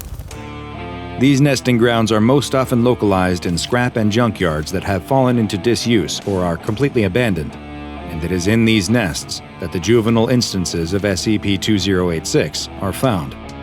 While a full-grown instance can weigh as much as 17,000 kilograms, which is the approximate curb weight of a normal bus, extensive field research and observation into SCP-2086 has led to the identification of the smaller, juvenile instances, which are much smaller than their adult counterparts, weighing under 200 kilograms. But they don't stay this size for long. When an adult SCP-2086 arrives back at the nest with its interior chamber filled with human prey, it will open its doors and allow the juvenile members to enter inside of it so they can feed and grow. Once inside, a juvenile will remove a passenger from the bus and take them outside. The effects of the chloroform gas will often begin to wear off at this time, but by this point, it is already too late. The juvenile instance will then proceed to force the human into a hole located under their hood. This leads to a sort of digestive tract that connects to its inner chamber where the driver's seat is located. Small, hair-like appendages will then emerge from the seat and protrude into the prey's body, which hold them in place in the driver's seat and trap them there, while at the same time acting as feeding tubes, draining the blood from the now doomed passenger. Once the person has been completely drained of blood, the feeding tubes will begin secreting a saline solution as the internal compartment fills with a shellac-like substance, and the effects of both combine to effectively embalm and preserve the corpse, which will serve as its own decoy driver once it enters adulthood. And this process happens quite quickly. A newborn SCP-2086 will reach adulthood in just 1 week, provided that it has had access to nutrients, at which point it will begin searching for new sources of prey for its own offspring, of which it will likely have plenty. 2086 instances become capable of reproduction at 8 days, and females are able to produce up to 20 offspring, but their lives are quite short, with their entire life cycle usually lasting just 12 to 15 days. Prior to feeding and beginning the process of becoming a full-size adult, juveniles will also leave the nest and will covertly move about the city, removing bus stop signposts and relocating them, often creating a route that leads back to its own nest. These are the routes that adult instances will then typically follow as they hunt for more prey to bring back to their colony. SCP-2086 instances have been found in metropolitan areas around the world, and news reports are closely monitored by the Foundation for missing persons that had recently used public transport, with Foundation field agents being dispatched to potential high-threat areas to investigate further. Any nests that are discovered have their locations condemned, if they weren't already, and demolished using chemical explosives. Previously, an effort was made to capture and contain live instances of SCP-2086, and currently, the Foundation has 5 such specimens in its custody, which are stored in a converted airplane hangar. Due to their short lifespans and high rate of reproduction, the amount of live specimens contained at any given time can vary widely, and will often depend on the number of available D-Class personnel who can serve as drivers. Terminated specimens are either destroyed or sent to a specialized cold storage container at a secure site for further biological research. SCP-2086 continues to be one of the most dangerous anomalies for common, everyday users of public transportation, and the SCP Foundation has classified it as Keter. While identified colonies are able to be destroyed with minimal effort once discovered, there is no telling how many nesting grounds still remain in the wild. So the next time you're about to board a bus, pay extra careful attention to it. Or you may find that your bus is rerouting you somewhere you never wanted to go. The young couple held hands as they walked through the forest, the only light coming from the full moon which streamed down between the branches. The young woman is riveted by her friend's story. She's never been a fan of ghost stories, she scares too easily, but her friends insisted. But what they didn't know was that there was something else out there in the forest, something watching them. The young woman can't help but look around, scanning the forest to see if there's anything out there watching her. But it's too dark to see anything past the dim ring of light cast by the campfire. Just then, something emerged from the forest. The couple had no idea that it was just feet behind them, matching them step for step. Slowly, it began to reach out towards them. "What was it?" the young woman instinctually asked. It was the Gashadokuro. The young woman screams in fear as she is grabbed from behind by a skeleton. But of course, the laughing of her friends clues her in immediately that this is not a real Gashadokuro. It's just her stupid friend in a mask. No one can contain their laughter. Even the young woman has to laugh a little. As her friend takes off his cheap skull mask, she playfully hits him in the arm. "You jerk! You should have seen the look on your..." The gigantic shrieking skeleton leaps from the woods and picks up the young man, shoving him straight into his mouth and consuming him, the boy crying out as his bones are snapped between its enormous jaws. Everyone screams and turns to run, but another colossal skeleton emerges from the forest, picking up 2 of the group, 1 in each hand, before smashing them together over and over, leaving nothing but a tenderized pile of flesh between its bony fingers that it then begins to devour. The young woman doesn't know what to do. She's petrified with fear, unable to move or even think. She's grabbed from behind and turns to see her friend who is telling the story. "Come on, we have to go!" She still doesn't move. She can't tear herself away from watching the horror that's playing out in front of her. But he grabs her hand and forcefully pulls her into the forest behind him. As they run through the woods, they can hear the sounds of their friends being eaten by the enormous skeletons. There's nothing they can do to help them, though. All they can do is run. The 2 sprint as fast as they can through the thick, dark forest, jumping over fallen trees, hoping that there's solid ground on the other side. The young woman's foot catches in a root, and she falls hard to the ground. Her friend stops and quickly comes back. As he is helping her stand up out of the mud, they both notice something. A sound. The heavy thuds of another giant skeleton. And it's getting closer to them. "Come on, we have to keep going!" With a loud shriek, a huge bony hand emerges from the forest and grabs the young man. The young woman watches as he is lifted 100 feet into the air and stuffed whole into the gargantuan skeleton's mouth. She steps slowly backwards, knowing that she will soon meet the same fate, until the earth disappears beneath her feet. She tumbles down the hillside, somersaulting end over end, crashing through the brush on the hillside until dropping over an embankment. If the fall down the hill knocked her out, then the drop over the embankment was enough to wake her back up. Her wits come back just enough for her to roll under the embankment's ledge, and not a moment too soon. She huddles under the ledge, and watches as the two skeletons stride over her hiding place and continue on deeper into the forest. She listens until the sounds of their thudding steps disappear. She doesn't know what to do. Should she try to get back to the campsite and see if any of her friends are still alive? If they are, they might need her help. But what if there are more of these things out there? What if they come back, looking for her? Her mind races, unsure of what to do, and she has trouble thinking clearly. Her ears are ringing from her tumble down the hillside, and her teeth audibly chatter in fear. As she debates her next move, trying to make sense of the nightmare she's found herself in, she suddenly notices something. A shadow cast by the moonlight begins to grow on the ground in front of her. That's when she realizes something else. It's not her teeth that are chattering. The sound is coming from somewhere else. She stands up and turns around to see a huge skull slowly rising up behind her. The giant skeleton, this one even bigger than the others, reaches out towards her. The girl closes her eyes, preparing to meet her fate as the skeleton starts to shriek. But it's a different kind of sound. She opens her eyes and is almost blinded by the intense white light on the skeleton's face. It sounds like it is shrieking in pain from the light being cast on it, and she's forced to turn away and shield her eyes. As she does so, she sees the source of light. It's a man in a uniform. He looks like some sort of tactical police officer, but instead of a gun, he's holding an enormous flashlight that he's pointing at the skeleton. More men who are dressed just the same emerge from the woods, blasting the skeleton with more light. It continues shrieking but seems helpless to do anything. She watches as the skeleton seems to lose its form, slowly disintegrating in the light, until eventually it disappears completely. Later, the young woman is sitting in the back of a van with a blanket wrapped around her shoulders. One of the policemen, at least she thinks he must be a policeman, brings her a hot drink. She still can't believe what she saw that night. The monstrous creatures that killed and ate her friends. It felt like it wasn't real, like she was watching a movie play out. Were those Gashadokuro? She asks. A man in a white lab coat looks up from a nearby table where he had been working on something. She thinks he must be a doctor of some kind. Yes, he tells her, or something similar to them. Maybe they inspired the myth of the Gashadokuro. Maybe the myth inspired them. We simply don't know. She asks. All my friends are dead, he interjects. I know this is hard for you. Getting chased by giant anomalous skeletons and watching your friends eaten alive would be tough for anyone to deal with.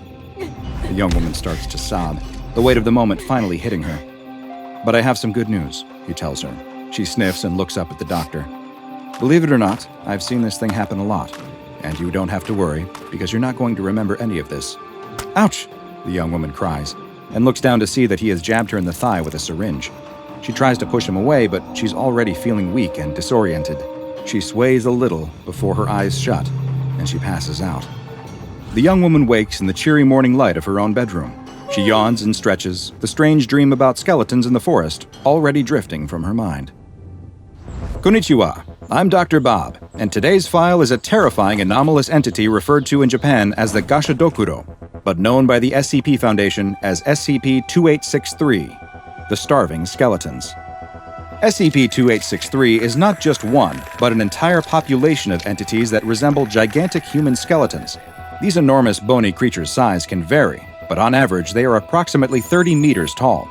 While their exact number is unknown, over 200 separate individual instances have been identified and cataloged, with each having distinctive markings, such as their bones having different types of damage or burn marks present.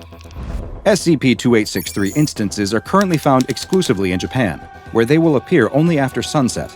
It is still unknown if the skeletons are sapient, though they do appear sentient as they engage in their primary behavior of hunting down and consuming humans. Despite their enormous size, they are capable of moving very quietly when they want to, though there have been reports from survivors of their appearance being preceded by a rattling-like sound, which may be their own teeth or giant bones hitting against each other. Once they have caught a human, they will immediately devour them, with the human's blood appearing to be absorbed directly into their bones, since they lack any digestive organs. It is unknown if they require the blood of humans for sustenance, or if their predatory behavior is motivated by something else. Monitoring and control of SCP-2863 instances was previously the responsibility of the Imperial Japanese Anomalous Matters Examination Agency. The IJA-MEA, which as the name suggests, was Imperial Japan's answer to the SCP Foundation, tasked with investigating the strange anomalies within their own borders for the benefit of the Empire. Several of the IJA-MEA agents who had been investigating the Gashadokuro at the end of World War II transferred to the SCP Foundation when the Anomalous Matters Examination Agency was disbanded, and continued their work on the anomaly. They also provided their original files on the anomaly, which gave the Foundation their first information on the giant anomalous skeletons.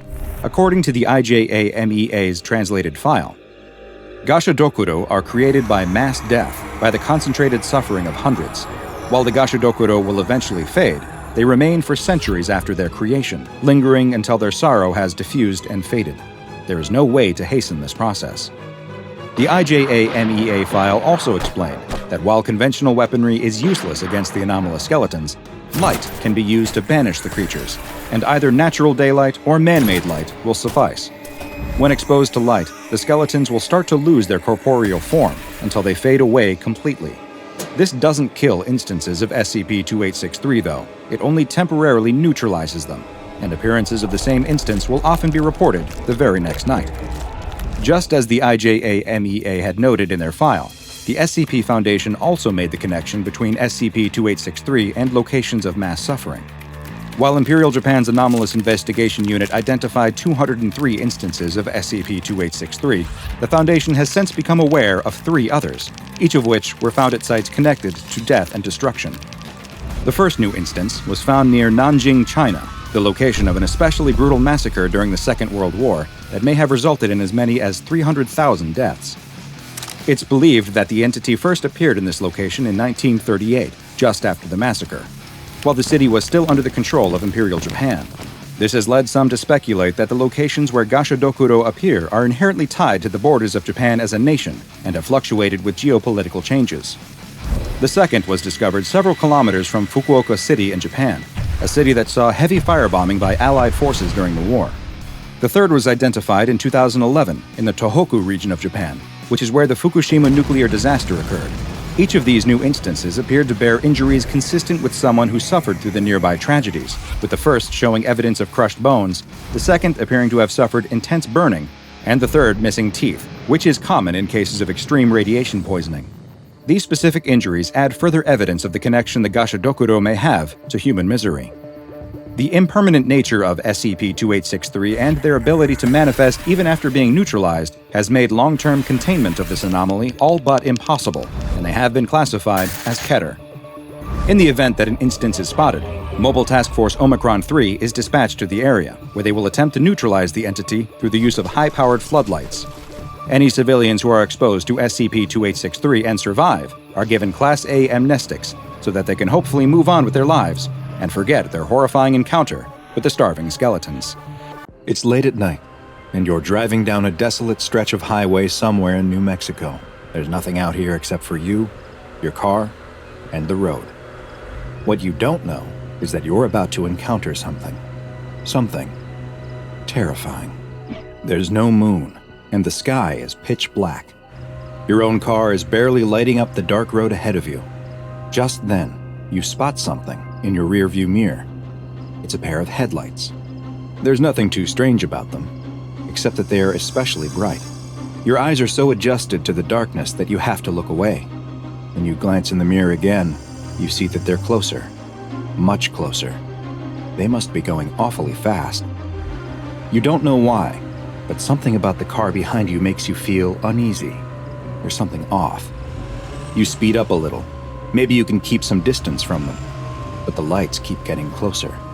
So you speed up a little more. Still, they gain on you, growing bigger and bigger in your rearview mirror. You're getting nervous. They look like they are barreling right towards you. You floor it. The lights are able to keep up easily, though, and now they're right on your tail. No matter how fast you go, they stay right behind you. The lights are so bright and close that they're almost blinding. You're in a full-blown panic. What is going on? Now the lights are swerving back and forth behind you. What do they want? You take a sharp turn without indicating, but they follow you without difficulty. You keep your foot smashed down on the accelerator. Your engine is screaming, but they just get closer and closer. They're right on your bumper. The bright white lights burn your eyes so bad that you swat at the rearview mirror to point it down. You look up just in time to see the deer standing in the middle of the road. You slam on your brakes as hard as you can. Your tires squeal loudly in the night, and you brace yourself to both hit the deer and get rear-ended from behind. You stop inches from the deer as something incredible happens. The two headlights seem to split, passing by you on either side of your car. You and the deer lock eyes for a split second as if you're both thinking, "What was that?" before the deer hops away into the night.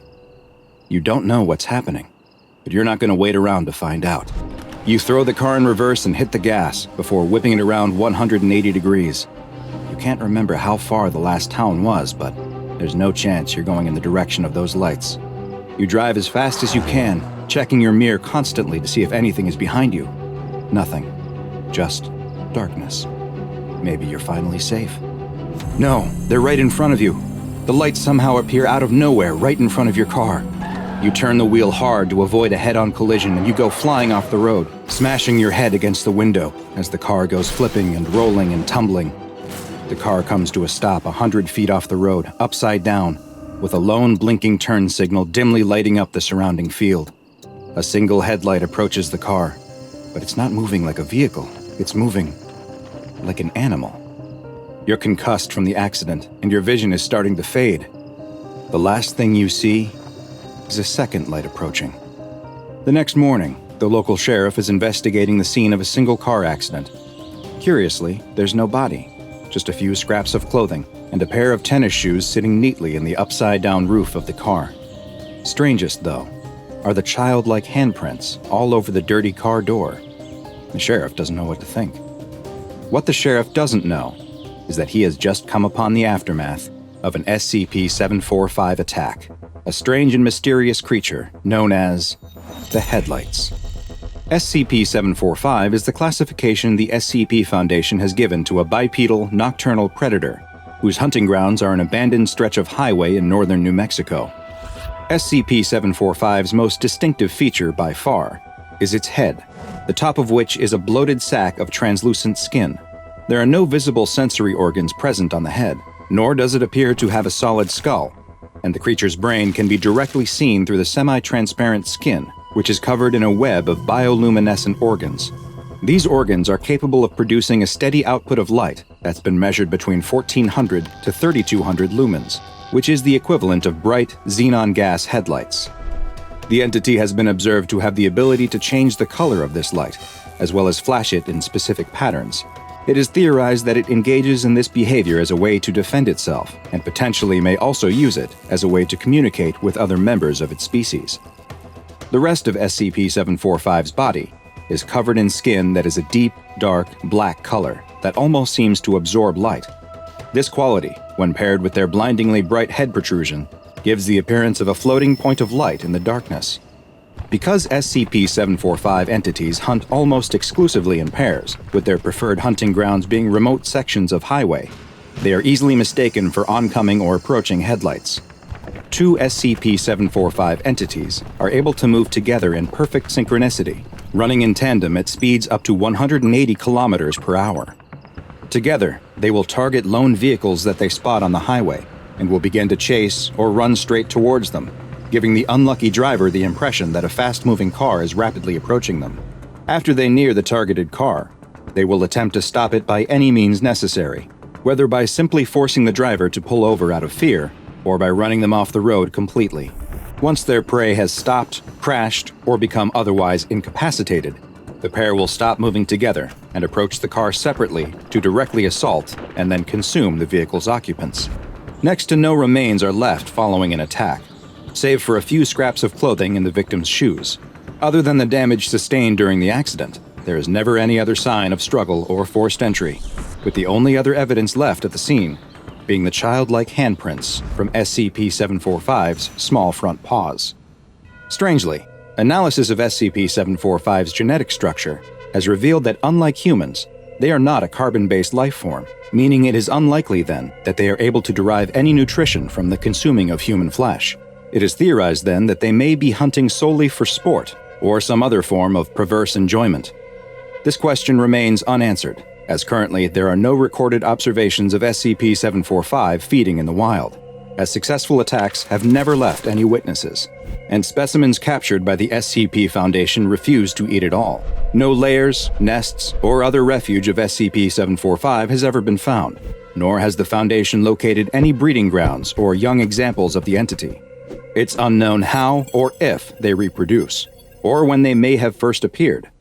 What is known is that they had established a wide hunting territory across the American Southwest until Foundation teams began a program to thin their numbers in the 1960s. The effort appears to have been successful so far, and all recent sightings of SCP-745 have been limited to a specific stretch of highway in northern New Mexico. SCP-745 has been classified as Euclid, and in order to limit potential exposure to civilians, the Foundation has purchased the land surrounding the highway, with traffic being redirected to other roads. Foundation security teams disguised as highway patrol officers are to remove any trespassers or lost travelers who accidentally find themselves on the dangerous stretch of highway. The security teams are also tasked with attempting to capture any instances of SCP-745 that they can, and any recovered creatures, live or dead, are to be loaded into Class 3 BCU storage containers and transferred to Site-17 for further study. Containment procedures that are able to preserve living specimens are still being researched, and currently, no examples of SCP-745 have survived for more than a week in captivity. However, seeing as there have been no new sightings of SCP-745 outside of the isolated and monitored stretch of highway, and all reports of phantom lights elsewhere in the country have not pointed to evidence of additional SCP-745 outbreaks, they are considered to be effectively contained. A child is sleeping happily in their bed, dreaming of Christmas morning. What they don't hear, as they sleep, is the sound of SCP-4666 slipping into their room. SCP-4666 watches the child for just a moment before reaching into a giant bag. Hi, I'm Dr. Bob, and this is SCP-4666, also known as the Yule Man. SCP-4666 is thought to be a single humanoid entity, but one that has been alive for an incredibly long time. Those who have come into contact with SCP-4666 and lived to tell the tale describe him as being very tall, between 2 and 2.3 meters. He also appears to be very old and very thin. He always appears without clothing, even when the weather is below freezing and would be much too cold for any normal human to survive. Though the true extent of his anomalous properties are still unknown, SCP-4666 seems to be able to travel instantaneously to any location on Earth above the 40th line of north latitude, and may actually be able to travel anywhere on the planet. Encounters with SCP-4666 have only been reported during a very specific time of year, a period of 12 nights running from the night of December 21st to the early morning hours of January 2nd. This period is known as SCP-4666's active phase, and the encounters with the anomalous humanoid creature have been termed Weissnacht events. During these events, SCP-4666 appears at family dwellings, all of which, so far, have a few things in common. 1. They are all isolated in rural areas. 2. They are in locations with snow that covers the area for the duration of the event. And 3. They are all home to a family with at least one child under the age of 8. In places that match all of those characteristics, Weissnacht events sometimes occur and always follow the same basic progression. During the first 7 nights, the children will report seeing a strange figure within the vicinity of the home. The entity will seem to be watching the home from a distance, such as from across a field or from the edge of a nearby forest. Some children have even reported waking up at night to find SCP-4666 watching them sleep through a window. On nights 8 through 11, other family members will report hearing the entity, such as footsteps on the roof or in the attic. A bad-smelling odor will also start to be noticed in the house, but no source of the smell is ever found. These strange occurrences will often lead the family to think their house may be haunted, or that they're being terrorized by a madman. Finally, on the 12th night, one of 2 scenarios can occur. In the first, which happens roughly 15% of the time, families will often report that they heard footsteps during the night inside of their house, but there is never any sign of forced entry like broken windows or doors. In the morning, the children will find crudely made toys at the foot of their beds. For the lucky ones, this is the end of the Weissnacht event for them. The roughly 85% who experience the other scenario are considerably less lucky. In the vast majority of cases, the 12th night is a horrible experience. SCP-4666 still enters the home on the final night, but rather than leave presents for the children, it incapacitates the family and moves them all into a single room, where it proceeds to kill them one by one in view of the rest of the family. The exact method of killing varies from event to event, but there's almost always an element of torture that occurs before they are finally killed, and this torture may serve a ritualistic purpose. The entire family is killed except for one of the children who is under the age of 8. This child is instead abducted and placed into a giant bag SCP-4666 carries with it. SCP-4666's existence was first noted in 1974 by the Foundation's then-new Anomalous Signature Recognition Program, which alerted the Foundation to several suspiciously similar home invasions and murders that occurred throughout the Northern Hemisphere on the night of January 1st. Further research uncovered evidence for what was most likely other Weissnacht events every single year, dating back all the way to the late 18th century, with there being, on average, a little more than 3 events per year. And there's even been evidence of references to what may be SCP-4666, dating all the way back to the 1st and 2nd century AD. Identical fingerprints have been found at all of the houses which match the conditions for Weissnacht events, and have been matched to a recovered partial print from all the way back in 1873. These fingerprints have characteristics that don't match any known human fingerprints, and the human-like white hairs that have also been recovered do not appear to contain human DNA, or any DNA at all for that matter. In the rare Weissnacht events where SCP-4666 does not murder the family and gifts are left behind, the gifts are anything but normal. The gifts, known as SCP-4666As, appear to be made from the bodies of children that SCP-4666 abducted from other homes. In one case, from 2018, at the home of a family in Alaska, a life-size doll made from the body of a female child was left behind. The doll was wearing a dirty dress made from sewn-together rags that was in some places sewn directly to the skin. Her mouth had been sewn shut and painted red with human blood. Another child's fingernails had been glued over her own, and 3 fingers were missing completely. The scalp had also been replaced with another child's scalp and hair like a crude wig. Worst of all, both eyes had been removed and replaced with 2 stones which were painted to look like eyes. But most frightening of all was that the child who had been turned into a doll was somehow still alive. Authorities took the girl to a hospital where she was able to give a brief interview. She explained that the man who abducted her had killed her parents before putting her into a giant bag where there were other children too. SCP-4666 took the children somewhere deep below the earth in a cave system full of ice and bones. There, they were forced to make crude toys until they couldn't go on any longer, at which point they became toys. The girl, now known to be Ekaterina Morozova, had been abducted 2 years previously in a known Weissnacht event. She survived for only 18 hours after being discovered. An autopsy revealed many terrible injuries, and the cause of death was found to be from severe, sustained malnourishment. SCP-4666 has been classified as Keter and is currently not contained.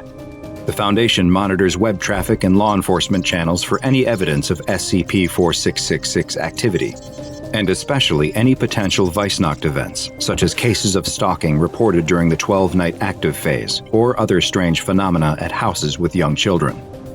Should a Weissnacht event be suspected to be in progress, the nearest containment task force is dispatched to attempt to contain SCP-4666 using the standard PDP-8 humanoid first contact protocols. So far, no such containment attempt has been successful. It's 1916, right in the middle of World War I, and a British soldier is huddled in a trench, occasionally peeking over the top. He's supposed to be on watch, but there's little to see in the darkness that hangs over no man's land. But then, he spots something big. It's a shadowy figure, only about 20 feet away. and it looks like it's digging in the mud. It's too dark to make out what he's looking at, so the soldier shoots a flare into the sky, lighting up the battlefield with a dull red light. Now he can see it clearly, and it's like nothing he's ever seen before. A huge, terrifying monster, picking up bodies out of the mud. The soldier can only stare, petrified by what he's seeing in front of him, when the creature suddenly turns to stare back at him and smiles. Hi, I'm Dr. Bob, and this is SCP-3456, also known as the Orcadian Horsemen. SCP-3456 is the designation given to a group of quadrupeds, of which the exact number that exists is unknown. These entities resemble horses, though with some marked differences. SCP-3456s lack any hair, and their thick skin is translucent, revealing the fat and muscle underneath. They have three-toed hooves, and strangest of all, they have one or more human-shaped torsos fused to their backs. Each torso has a pair of arms and a head, but no legs, the torso seeming to meld directly into the back of the creature's horse-like body. The arms are much longer than those of a human, with a total wingspan that is double the anomaly's height. The arms are so long, they typically drag along the ground when the creature moves. At the end of each arm are 5 sharpened bones that protrude from where fingers would normally be. Instead of a nose, most instances of SCP-3456 have a hole in the middle of the face, which is capable of producing a high-pitched scream that is as loud as a jet engine. SCP-3456 instances vary in size, with the largest recorded manifestation standing 30 meters tall and 15 meters long. Their bodies have also shown to be quite resilient and are completely impervious to conventional weaponry. The anomalous creatures have displayed a high level of adaptive intelligence, using complex tactics like setting up ambushes through the use of property destruction and psychological manipulation to lure targets into traps. This high level of intelligence has led many at the Foundation to believe that SCP-3456 is sapient. Any direct observation of an SCP-3456 instance will cause the entity to become aware of its observer, at which point it will display this awareness by turning in the exact direction of the observer. Once an instance of SCP-3456 has spotted its observer, it will engage in predatory behavior, stalking its witness and pursuing them far beyond the initial site of manifestation, all the while concealing itself and using camouflage as it chases them. SCP-3456 will repeat this behavior over and over, intentionally letting itself be seen by observers over and over as it hunts down and takes each one, until it has captured a large number of individuals and suddenly dematerializes. It's currently unknown where SCP-3456 takes its victims, or what happens to them once it dematerializes, nor is it known how many victims 3456 needs to capture before it is satisfied and dematerializes for good, as the number taken has varied between instances. It's not currently understood why, but SCP-3456 is either unwilling or unable to cross bodies of fresh water, and making it to the other side of a freshwater source like a river, lake, or even a stream is the only currently known way to escape the anomaly once it begins its pursuit. Instances of SCP-3456 typically appear near sites of mass human suffering, such as battlefields and natural or man-made disasters, and there have been numerous reports and sightings of 3456s at historical events throughout the 19th, 20th, and 21st centuries, with multiple manifestations often appearing at the same event. One Foundation report contains an account of an SCP-3456 instance appearing during the First World War at the Battle of the Somme. Rumors spread through the British troops in their trenches of the appearance of a mythical creature many believed to be the Nukkalavi, a horse-like demon with origins in Orcadian mythology. Like many SCPs, this ancient folktale turned out to have very real origins. British infantryman Dave Harkand kept a journal which described giant hoofprints appearing in the battlefield mud, and soldiers disappearing under mysterious circumstances, appearing to be killed by forces even more terrifying than what the war could produce. Harkand describes one soldier who was firing on advancing Germans when the mud beneath his feet started boiling. Before anyone could react, mud went flying everywhere, and everyone was knocked off their feet. The soldier was gone, not even a body part remained, and Harkand was sure he saw bony protrusions reaching up out of the mud underneath the soldier just before he disappeared. Not long after, Harkand spotted the Orcadian Horsemen on the battlefield, and the Horsemen spotted Harkand. He watched as the instance of SCP-3456 picked bodies out of the mud and carried them off into the darkness. He took several shots at the entity with his rifle, but the bullets had no effect. As days passed, the half-man, half-horse continued to appear night after night, always doing the same thing, picking up injured soldiers off the battlefield and taking them into the darkness. It would always look back at Harkand, seemingly taunting him or inviting him to try following it. Soon more instances of SCP-3456 appeared, many with more than one torso on their back. And then they began laying traps, burying themselves in the mud and waiting for the soldiers to rush over them. Dave Harkand was declared missing in action at the Battle of the Somme, and it's presumed he was taken by the same instance of SCP-3456 that he first observed.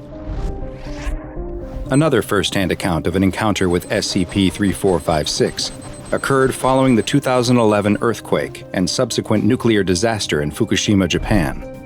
With over 2,500 missing persons, several manifestations of SCP-3456 were reported in the areas affected by the quake, and SCP Foundation reconnaissance teams were sent to investigate, two of which were quickly wiped out during the encounters with 3456s.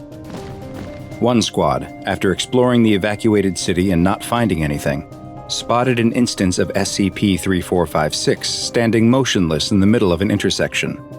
As they laid eyes on the Orcadian Horseman, the human torso that was hanging limp off the motionless horse's body stood upright and began swinging its arms, damaging and destroying the buildings and structures around it.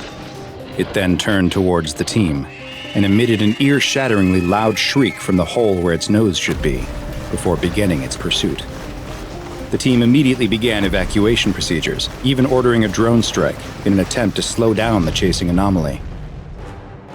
The team took shelter in an abandoned high-rise building, but knew their only chance of escape was if they could make it over the nearest body of fresh water, which would mean crossing a bridge over the Arakawa River, which was a kilometer away. The team was 50 yards away from the bridge with no further signs of SCP-3456 when one emerged from a side street right next to them. Small arms fire was used against the creature, and 2 rocket-propelled grenades were fired at it, but all had no effect.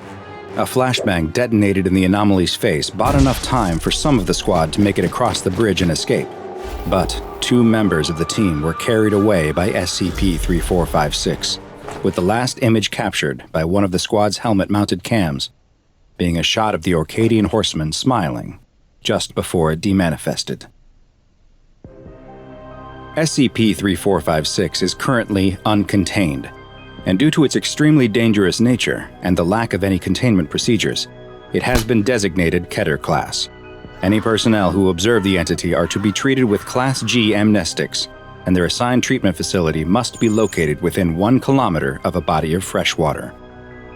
The Foundation has an ongoing project to attribute any historical references to SCP-3456 to myth, shell shock, hysteria, or PTSD, and any reports of loss of life or property damage involving the anomaly are to be replaced with explanations that attribute the cause to other natural or man-made events. Regions where SCP-3456 is more likely to appear are to be closely monitored with personnel ready to assist in evacuation efforts. But above all else, direct observation of SCP-3456 must be avoided, since once that has happened, there's very little even the SCP Foundation can do to protect you. A young man is with a group of friends eating lunch in their college cafeteria. His friends are talking and laughing, but they soon notice that the young man has hardly said a word. He seems distracted by something. Sitting a few tables away is a young woman. She's eating by herself, and in fact, the whole table around her is empty. As he stares, one of the young man's friends leans over and tells him to snap out of it, that the young woman he is staring at is weird, and he's better off leaving her alone. The young man doesn't think she looks weird. In fact, he thinks she looks nice. Plus, he's seen her in one of his classes and she doesn't seem strange, just shy. The young man's friends watch as he gets up from his table and goes to sit across from the young woman. She seems surprised when he tells her hi, as if she doesn't know what to say back. The young man tells her that he's seen her in his anatomy class and introduces himself to her, extending a hand. After a brief moment, she returns his handshake. She's seen him in the class too. The two start talking, having one of those awkward first conversations that happen with someone you like. They talk a bit about their class. They both find it very difficult, about their majors, both pre-med, and where they live, he on campus, her off. The young man needs to get going to his next class, but he asks if she wants to study together sometime. She seems hesitant, but then agrees to at least exchange phone numbers. The young man walks away from the table with a big smile on his face. That night, the young man is studying in his dorm. His roommate asks him if he wants to come with him to a party, but the young man tells him no, he has a big test coming up and he needs to focus on it. His roommate leaves, and he checks his phone for the 100th time that night. Still no messages.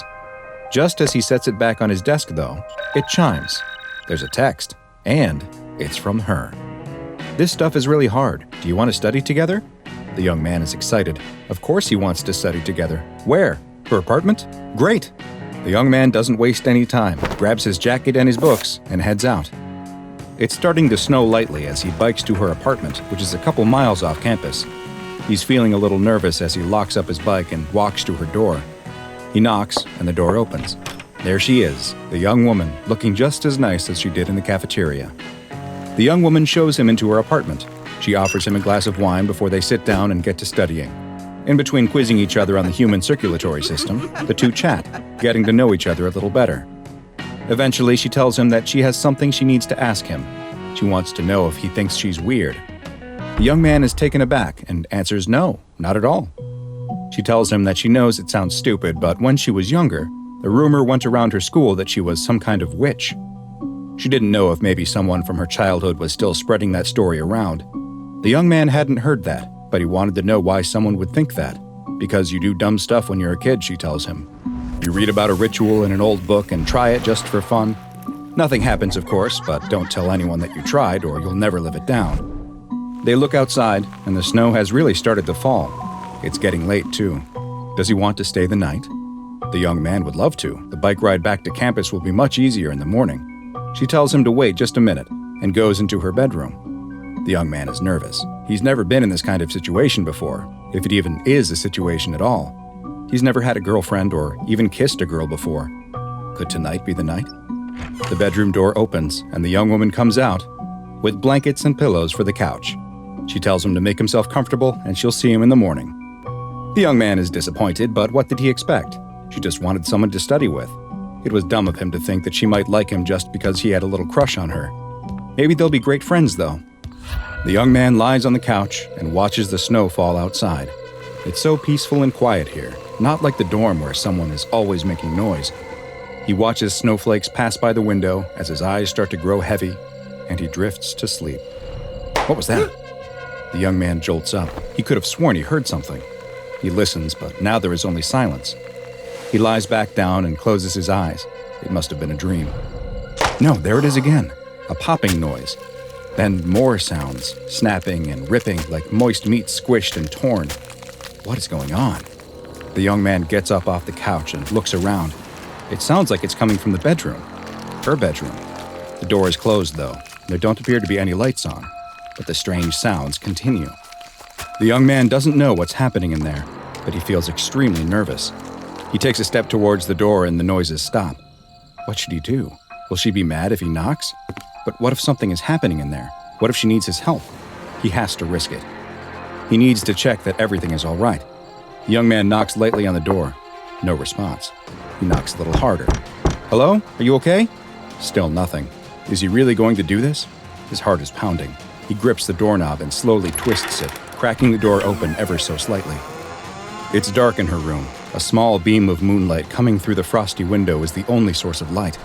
He opens the door a bit wider. I hope it's okay if I come in, he says. I heard something and... The young man freezes in terror. Lying there on the bed, illuminated by the moonlight, is the girl. But not the whole girl. It's just her body. Her head has been ripped off at the neck.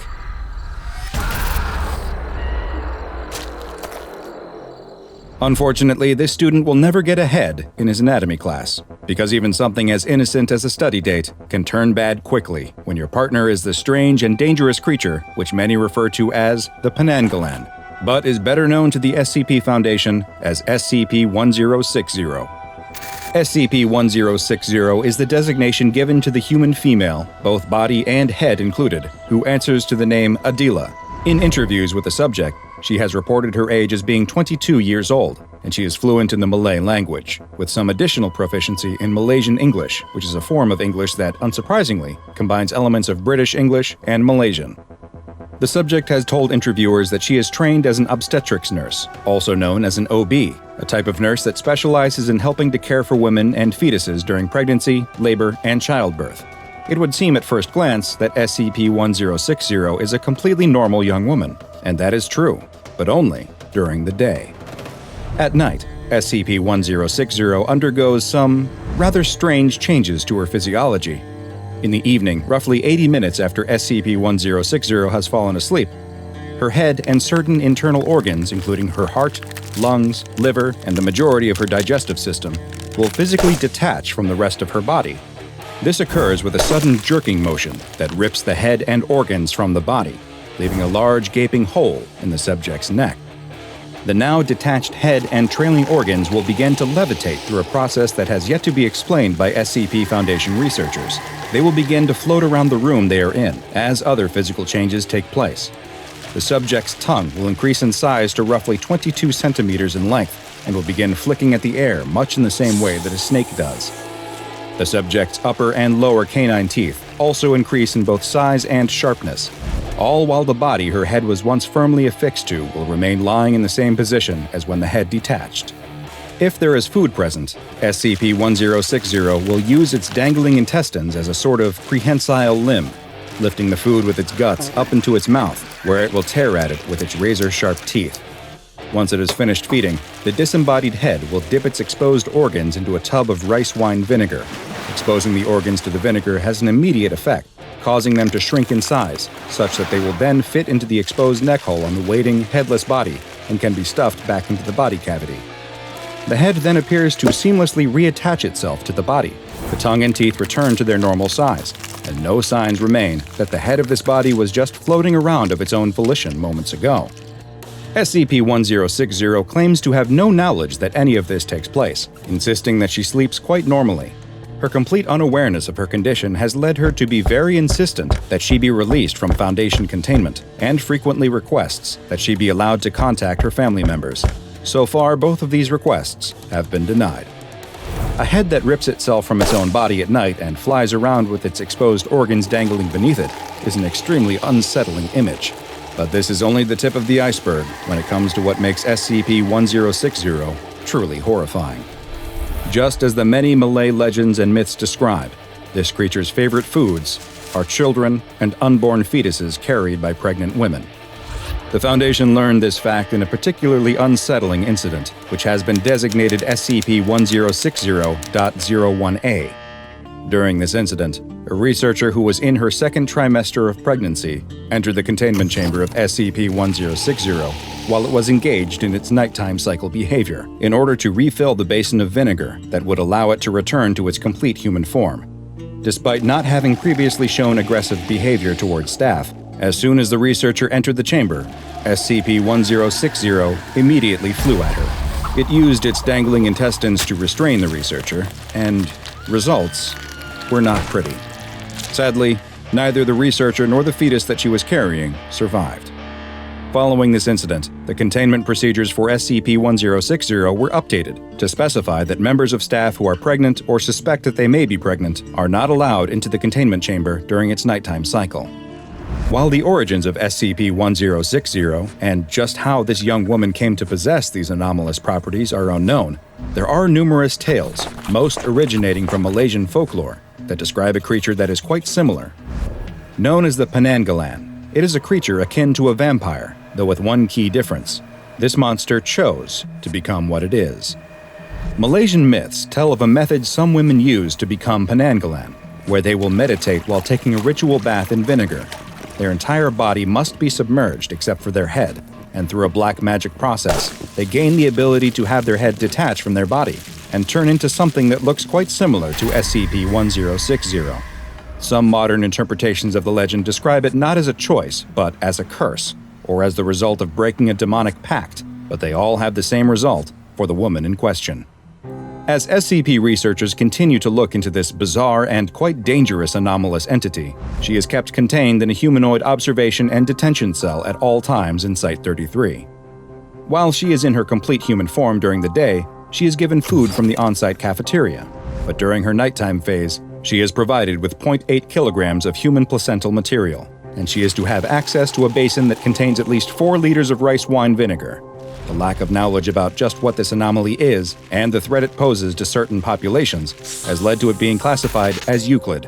And though progress has been slow, it is hoped that one day it will be better understood, and perhaps once it is, Adila can finally go home. A businessman steps out of his hotel room holding a silver ice bucket. He looks up and down the empty hallway until he spots what he was searching for: an ice machine. He slips his room key into his pocket and heads down the hall towards the machine. As he waits for the machine to fill his bucket with ice, he glances around and spots something. There at the end of the hall, it looks like someone is sticking their head out from around the corner, watching him. But then they suddenly disappear. He doesn't think much of it. It's probably just some kid playing around. His ice bucket is only a quarter full. These old machines can be really slow. He looks around again and sees the same head poking around the corner, looking at him. He thinks it might be a young girl, but as he squints to get a better look, she disappears around the corner once again. The ice machine finally finishes filling his bucket. He picks it up and starts to walk back towards his room, but stops.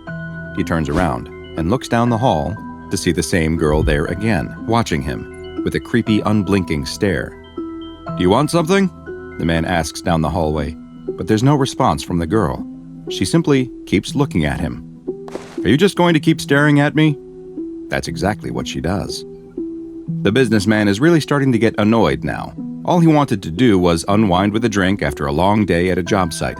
Why does this girl want to keep messing with him? He starts walking down the hall towards her. "I don't know what you think you're playing at," the businessman says as he walks down the hallway in her direction. When he gets halfway to her, she disappears behind the corner once again. But the businessman keeps walking and talking to her. "But if you don't stop messing with me, I'll..." He rounds the corner and sees nothing. There's a short hallway that leads to a maintenance closet, but no girl. Did she somehow slip inside the closet? He didn't hear the door, but she couldn't be anywhere else. He sets down the ice bucket on the floor and reaches towards the handle with more than a little apprehension. He feels uneasy for some reason, and maybe even a little scared.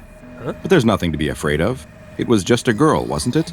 He grabs the handle and opens the door. "Aha! I've got you." There's nothing in the closet. Just a couple of mops, a bucket, and some cleaning supplies. He pushes the mops aside as if she could somehow be hiding behind them, but no. There's no place to hide or secret doors to be found. He really must have imagined the whole thing. It was a long day, and a long flight before that. He needed that drink. He sticks his room key into the door and pulls it out. A green light flashes and the lock clicks open. He grabs the handle to open the door when he realizes he's forgotten something. The ice bucket, the whole reason he left his room to begin with. He walks back down the hallway and past the ice Wait a second. Where's the ice machine? Isn't this where it was? The alcove where he could have sworn he got ice just minutes before is empty. He looks around, up and down the hallway. Did he somehow get turned around? He walks to the end of the hall and turns the corner. Sitting there on the floor, in front of the maintenance closet door, is the ice bucket. He looks around, confusion on his face, and picks up the ice bucket. Back at his room, he puts his room key into the door. The lock flashes red. He tries the key again, and once more it flashes red. He tries the key a third time, and as he does so, the door opens. He looks up to see a large man standing in front of him. "Do you need something?" The businessman is confused. "What are you doing in my room?" he asks. "Your room," the large man responds. "Yeah, room 237. The large man looks annoyed. He shoves past the businessman and points across the hall. The businessman follows his finger's direction to see that he's pointing at another door, one that has the number 237 next to it on the wall. The businessman looks at the number next to the door he's been trying to unlock. 239. The businessman laughs nervously at his mistake as the large man pushes past him again and closes the door behind him. Back in his room, the businessman can finally sit down and pour himself a drink. He takes 2 ice cubes from the bucket and drops them in his glass before taking a long sip. Ah. He turns on the TV, but after watching for a few minutes, he finds that he's having a hard time concentrating. Whatever this show is, it moves too fast and he can't keep track of what's happening. He turns off the TV and picks up a book instead. Maybe some reading will help him to relax and get his bearings. He still feels really off. He opens the book, but gets confused. Is this the same book he bought in the airport? It looks like it's written in a foreign language. It's just a bunch of squiggles. He tosses the book on the table and yawns.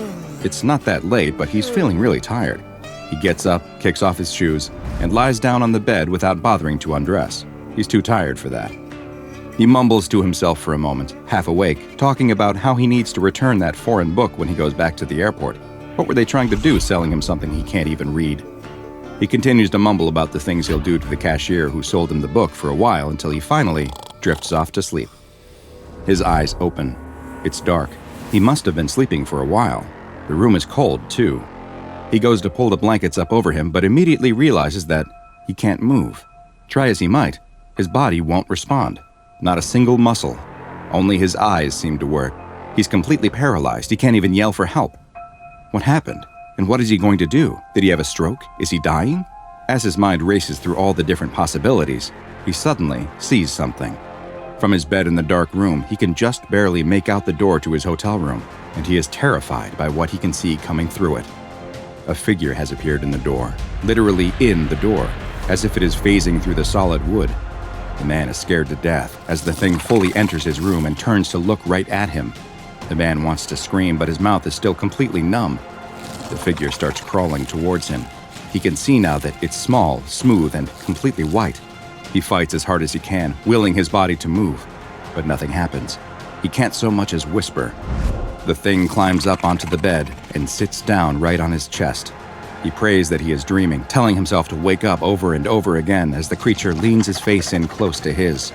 It seems as if it is somehow looking at him with its smooth, eyeless sockets. It tilts its head slightly to the side and...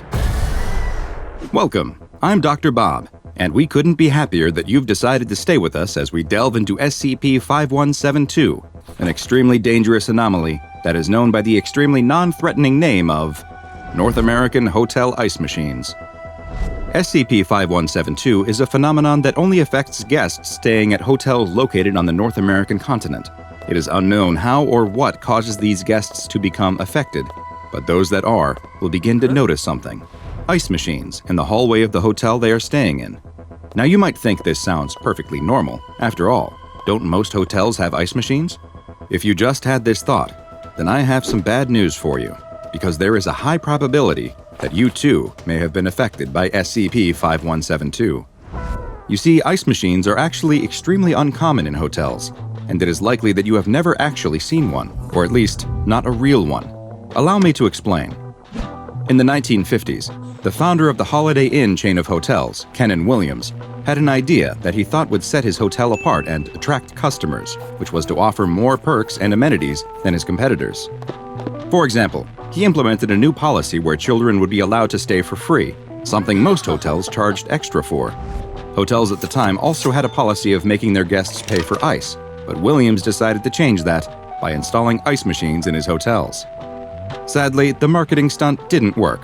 The cost of the machines wasn't made up for in new customers, and the plan was discontinued by the mid-1960s. The vast majority of the machines were removed, with the rest being pulled from the hotels as they would break down, since they were no longer worth the expense of maintaining. Despite the fact that they only existed in hotels for a brief period of time, there is still a widely held belief among the public that ice machines can be found in nearly every hotel. In a poll of the general population conducted by the Foundation, over 80% of adults claim to have memories of seeing an ice machine in a hotel, a number that is quite literally impossible. Just where this mass delusion came from, or why it persists, is currently unknown, but it's theorized to be related to the SCP-5172 phenomenon in some way. The SCP Foundation first became aware of SCP-5172 in 1973 after a series of unsolved murders occurred at hotels in Winnipeg, Manitoba, Canada. Foundation investigators soon discovered the prevalence of false ice machine memories and installed a number of hidden cameras around the hotels in both their public spaces as well as in the rooms themselves. It was after viewing the footage captured by these cameras that the Foundation finally got their first look at just what happens during an occurrence of SCP-5172, which has been dubbed a Zalmunna event. The Zalmunna event is triggered whenever a guest at the hotel sees and then uses an ice machine. The moment they use the ice machine, the event cannot be stopped unless certain actions are taken, but more on that later. The targeted individual who used the ice machine will immediately begin to have the sense that they are being watched. This usually comes in the form of an unknown individual who appears to be looking at them from the end of the hall where the ice machine is located. Third-party observers are unable to see the person who is supposedly watching the target, nor do they appear on any recording devices, visual or otherwise. The targets have described the watchers in various ways, leading the Foundation to believe that they may actually be nothing more than hallucinations. Shortly after, the targeted individual will begin to experience feelings of confusion and fatigue, not dissimilar to the symptoms of early-stage dementia. The longer it takes the target to return to their hotel room, the more pronounced these feelings will become, and they will soon have issues completing everyday tasks and will experience short-term memory loss. Despite these feelings of fatigue and disorientation, targets report that their mind feels too active to fall asleep, anywhere other than a hotel room bed, that is. This feeling will usually cause the target to seek out their own hotel room, though they may have difficulty finding it due to their confused state. They don't need to sleep in their own room for the next stage of the Zalmunna event to be triggered, though. Sleeping in any hotel room will do. Once the target lies down in a hotel room bed, they will immediately enter the hypnagogic state, which is the confusing and dreamlike state that one experiences in between full sleep and waking. The temperature of the room will begin to lower during this period as well, until it reaches approximately 11 degrees Celsius or 51.8 degrees Fahrenheit. After about an hour, the target will enter a state of deep sleep, at which point SCP-5172-1 will finally make its appearance. The humanoid-like entity is quite diminutive in size, standing just 4 feet tall and appearing to weigh a little over 60 pounds. Its arms are twice as long as normal humans, though, and the top of its head is enlarged as well. Though it is not visible to observers present in the room, cameras are able to record the creature. After phasing through the door of the hotel room, the 5172-1 entity will begin crawling towards the sleeping person, who will wake up to find that they are in a state of sleep paralysis. The entity will climb up onto the bed and sit on the person's chest. It will move its smooth-skinned face close to the target's before opening its mouth, revealing a long, thin, proboscis-like appendage that it inserts into the target's eye socket. It's long been theorized that it may be administering some type of paralytic or anesthesia directly into the brain, so that it can then engage in the next stage of the Zalmunna event, harvesting. The 5172-1 entity's chest then opens to reveal a pair of tools. It will take the tools out of its chest and use them to begin extracting 4-centimeter cubes directly from the target's body. Flesh, muscle, organs, and even bone will all be cut and scooped out with the same ease, which it then places inside of its own chest cavity. While it starts the process extremely slow, collecting just 2 cubes per minute at first, it quickly ups its pace to as many as 50 cubes per minute, leading to the entire harvesting process typically lasting 2 to 3 hours. Once it has finished harvesting, the creature will simply place its tools back inside its chest cavity, crawl back towards the hotel room door, and phase through it once more. But the horror is far from over. SCP-5172-1 collects all of the organic material from the target during the harvesting process, all except for the central nervous system, which includes the spinal cord, peripheral nerves, the retinas, and the brain. These are left lying on the hotel room bed after 5172-1 carefully cut and scooped around them. And the truly horrifying aspect of the Zalmunna event is that the target is still alive at this point and will continue to live for several more hours in this condition. Even worse, reports from targets who had the Zalmunna event interrupted while in the middle of the harvesting process described being fully conscious the entire time. It now appears that the proboscis-like appendage that 5172-1 inserts into the target's eye does not appear to be an anesthetic agent at all, since the same rescued targets reported feeling excruciating pain. Instead, it seems that the purpose of the entity's appendage is to ensure that the victim stays conscious through the whole process, fully aware of each cube being removed from their body, helpless to do a thing to stop it. As mentioned, the triggering of a Zalmunna event is not a guaranteed death sentence and can be stopped. While much faster than humans, SCP-5172-1 entities aren't especially strong and sustain damage much like a human would. Once it begins harvesting, the entity will become visible to others and can be terminated by the same methods that would kill a human, such as with gunshots or stab wounds. However, simply killing the entity isn't enough. The affected ice machine must be physically removed from the premises in order to prevent a new instance of SCP-5172-1 from materializing. Once triggered through the use of an affected ice machine, the only way to completely stop a Zalmunna event is for the target to leave the hotel and sleep in a private residence, which will prevent SCP-5172-1 from appearing.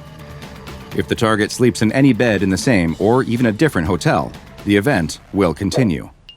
Efforts are underway to better understand SCP-5172-1 entities by capturing a live specimen, but so far, all attempts have resulted in failure. Captured entities are capable of manifesting their tools and cutting out of containment, while all attempts at binding or otherwise tying down the creatures has led to them dying within several minutes. Autopsies of dead instances have revealed that, like us, they have a circulatory system, though its heart is located in its head, which explains how they can be killed by being shot or stabbed, but they lack respiratory and digestive organs.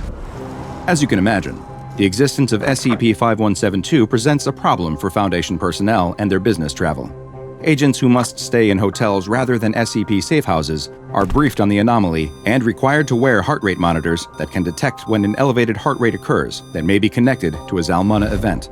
Social media, text messages, and other forms of communication from devices that are connected to hotel Wi-Fi systems are monitored at all times for any references to ice machines, and any mention triggers the dispatching of a containment team to the site who will attempt to identify and remove both the ice machine and the targeted individual from the premises. All ice machines discovered at locations thought to be affected by SCP-5172 are then relocated to Site 30. One final note. While SCP-5172 has long been thought to be a North American exclusive phenomenon, there has recently been one confirmed instance of an affected ice machine in Amsterdam, the Netherlands. Making it even stranger is the fact that the Dutch do not seem to have the same mass public perception of the prevalence of hotel ice machines that North Americans do. And it is still unclear if this was a single isolated event or a sign that the Keter-class anomaly is spreading to other locations. Only time will tell. But in the meantime, even if you're staying outside of North America and want a frosty drink, consider paying the outrageous fees and grabbing an already cold one from the minibar. If you don't, you might find that you're paying for your refreshing beverage with much more than a pound of flesh. A climber struggles on the side of the mountain. He's so close to the summit of Mount Everest that he can taste it. He just needs to triumph over this last difficult section, and he will have fulfilled his lifetime dream of standing at the top of the world. He needs to hurry, though. At this altitude, the air is so thin and the temperature is so cold that your body is slowly dying. There's a reason this topmost section of the mountain is known as the Death Zone. He glances down behind him and spots something. Is that another climber? That's strange, he thinks. He was at the very back of his group, and there shouldn't have been anyone else coming up behind him. It must be a solo climber.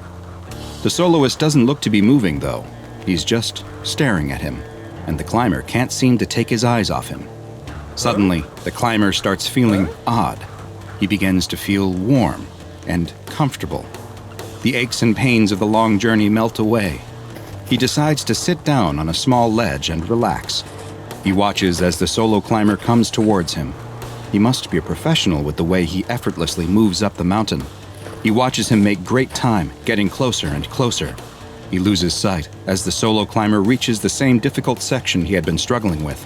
He imagines the solo climber will soon zip past him on his way to the summit. But just then, the soloist pops up right in front of him. He clasps his hands on the climber's shoulders and pulls him close, staring into his eyes with those dark, black goggles. They feel like they're pulling him into their depths, and there's nothing he can do to resist it. The climber tries to scream, but all that comes out of his mouth is silence. Hi, I'm Dr. Bob, and this is SCP-1529, also known as King of the Mountain. But first, a quick personal request from me. I need your help to spread the word about the lesser-known anomalies in the SCP Foundation's archives. The best thing you can do to help me is subscribe, turn on notifications, and then go tell your friends to do the same. This is a huge help and will let me bring you more and more SCP videos. Now, back to our file. SCP-1529 is an entity with a humanoid appearance that resides near the summit of Mount Everest in Nepal. It is only found above 8,000 meters, which places it in the part of the mountain referred to as the Death Zone, where oxygen levels are too low to support human life for any extended period of time. It is roughly equivalent to an average human male in height and weight, and its outer appearance resembles normal mountaineering clothes, with a heavy parka, pants, and boots that are all white in color. Its face is completely obscured by a large hood, with the only visible detail being a pair of large, dark goggles. SCP-1529 has never been seen wearing any other outfit, and in fact, it is unknown whether these are articles of clothing at all, or if they are actually a part of its body. The SCP Foundation first became aware of an anomalous entity lurking near the top of Mount Everest in the 1970s, when climbing expeditions to the summit became more commonplace among professional and amateur mountaineers alike. Rumors began to spread and told of a monster that was killing unfortunate climbers. In 1999, the body of George Mallory, who is believed to be the first person to reach the top of Mount Everest, was located, and photographic film found on his body was developed. From those pictures, it is now known that SCP-1529 was present at least as early as his 1924 expedition.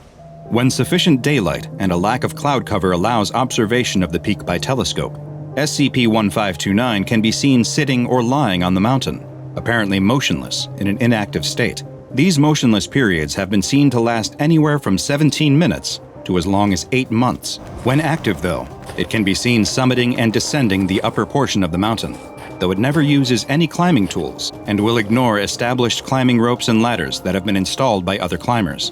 It has also been observed easily traversing portions of the mountain that are considered too difficult or altogether impossible by experienced climbers. Additionally, SCP-1529 is not impacted by the freezing temperatures, extreme wind speeds, or low oxygen levels at the top of the mountain, and it has never once been seen to stumble, fall, or even lose its grip. It is unknown what prompts SCP-1529 to become active or enter a resting inactive phase, nor has there been any established correlation of these phases to weather, time of year, or traffic on the mountain. Its active periods have been observed to last between mere hours to several days, but the exact amount is hard to know for sure. Nighttime observation of 1529 has so far been impossible, even with thermal imaging cameras, since it produces no heat, with its temperatures being the same as that of the surrounding environment. When in its active phase, if a human climber passes the 8,000-meter mark, then SCP-1529 will begin to make its way towards them, putting itself in the path between the climber and either the summit if they are ascending, or their camp if they are descending. It seems to prefer to go after solo climbers, or those that are significantly ahead or behind their climbing group, but it has been observed targeting climbers in a group when a solo opportunity is not available. Once SCP-1529 is within eyesight of its targeted climber, it will attempt to gain their attention and then lock eyes with them, which produces a hypnotic effect. The climber will find that they are unable to break eye contact with SCP-1529, and will then begin to experience feelings of warmth and euphoria, similar to the effects of hypothermia and hypoxia, also known as altitude sickness. The victim will feel the overwhelming desire to sit down where they are, and once they stop moving, SCP-1529 will quickly close the distance between them. Once SCP-1529 reaches the victim, death is almost a certainty. An examination of bodies has shown the cause to be from hypothermia. Strangely, it's been observed that victims seem to succumb within just 1 to 2 hours after having first made eye contact with SCP-1529, a period of time much shorter than usual for climbers trapped on the summit of Everest. After death, the victims' bodies experience an accelerated rate of decay, and after mere hours or days, the bodies become rotted and mummified at a level comparable to bodies that have been exposed to the wind and cold of the mountain for decades.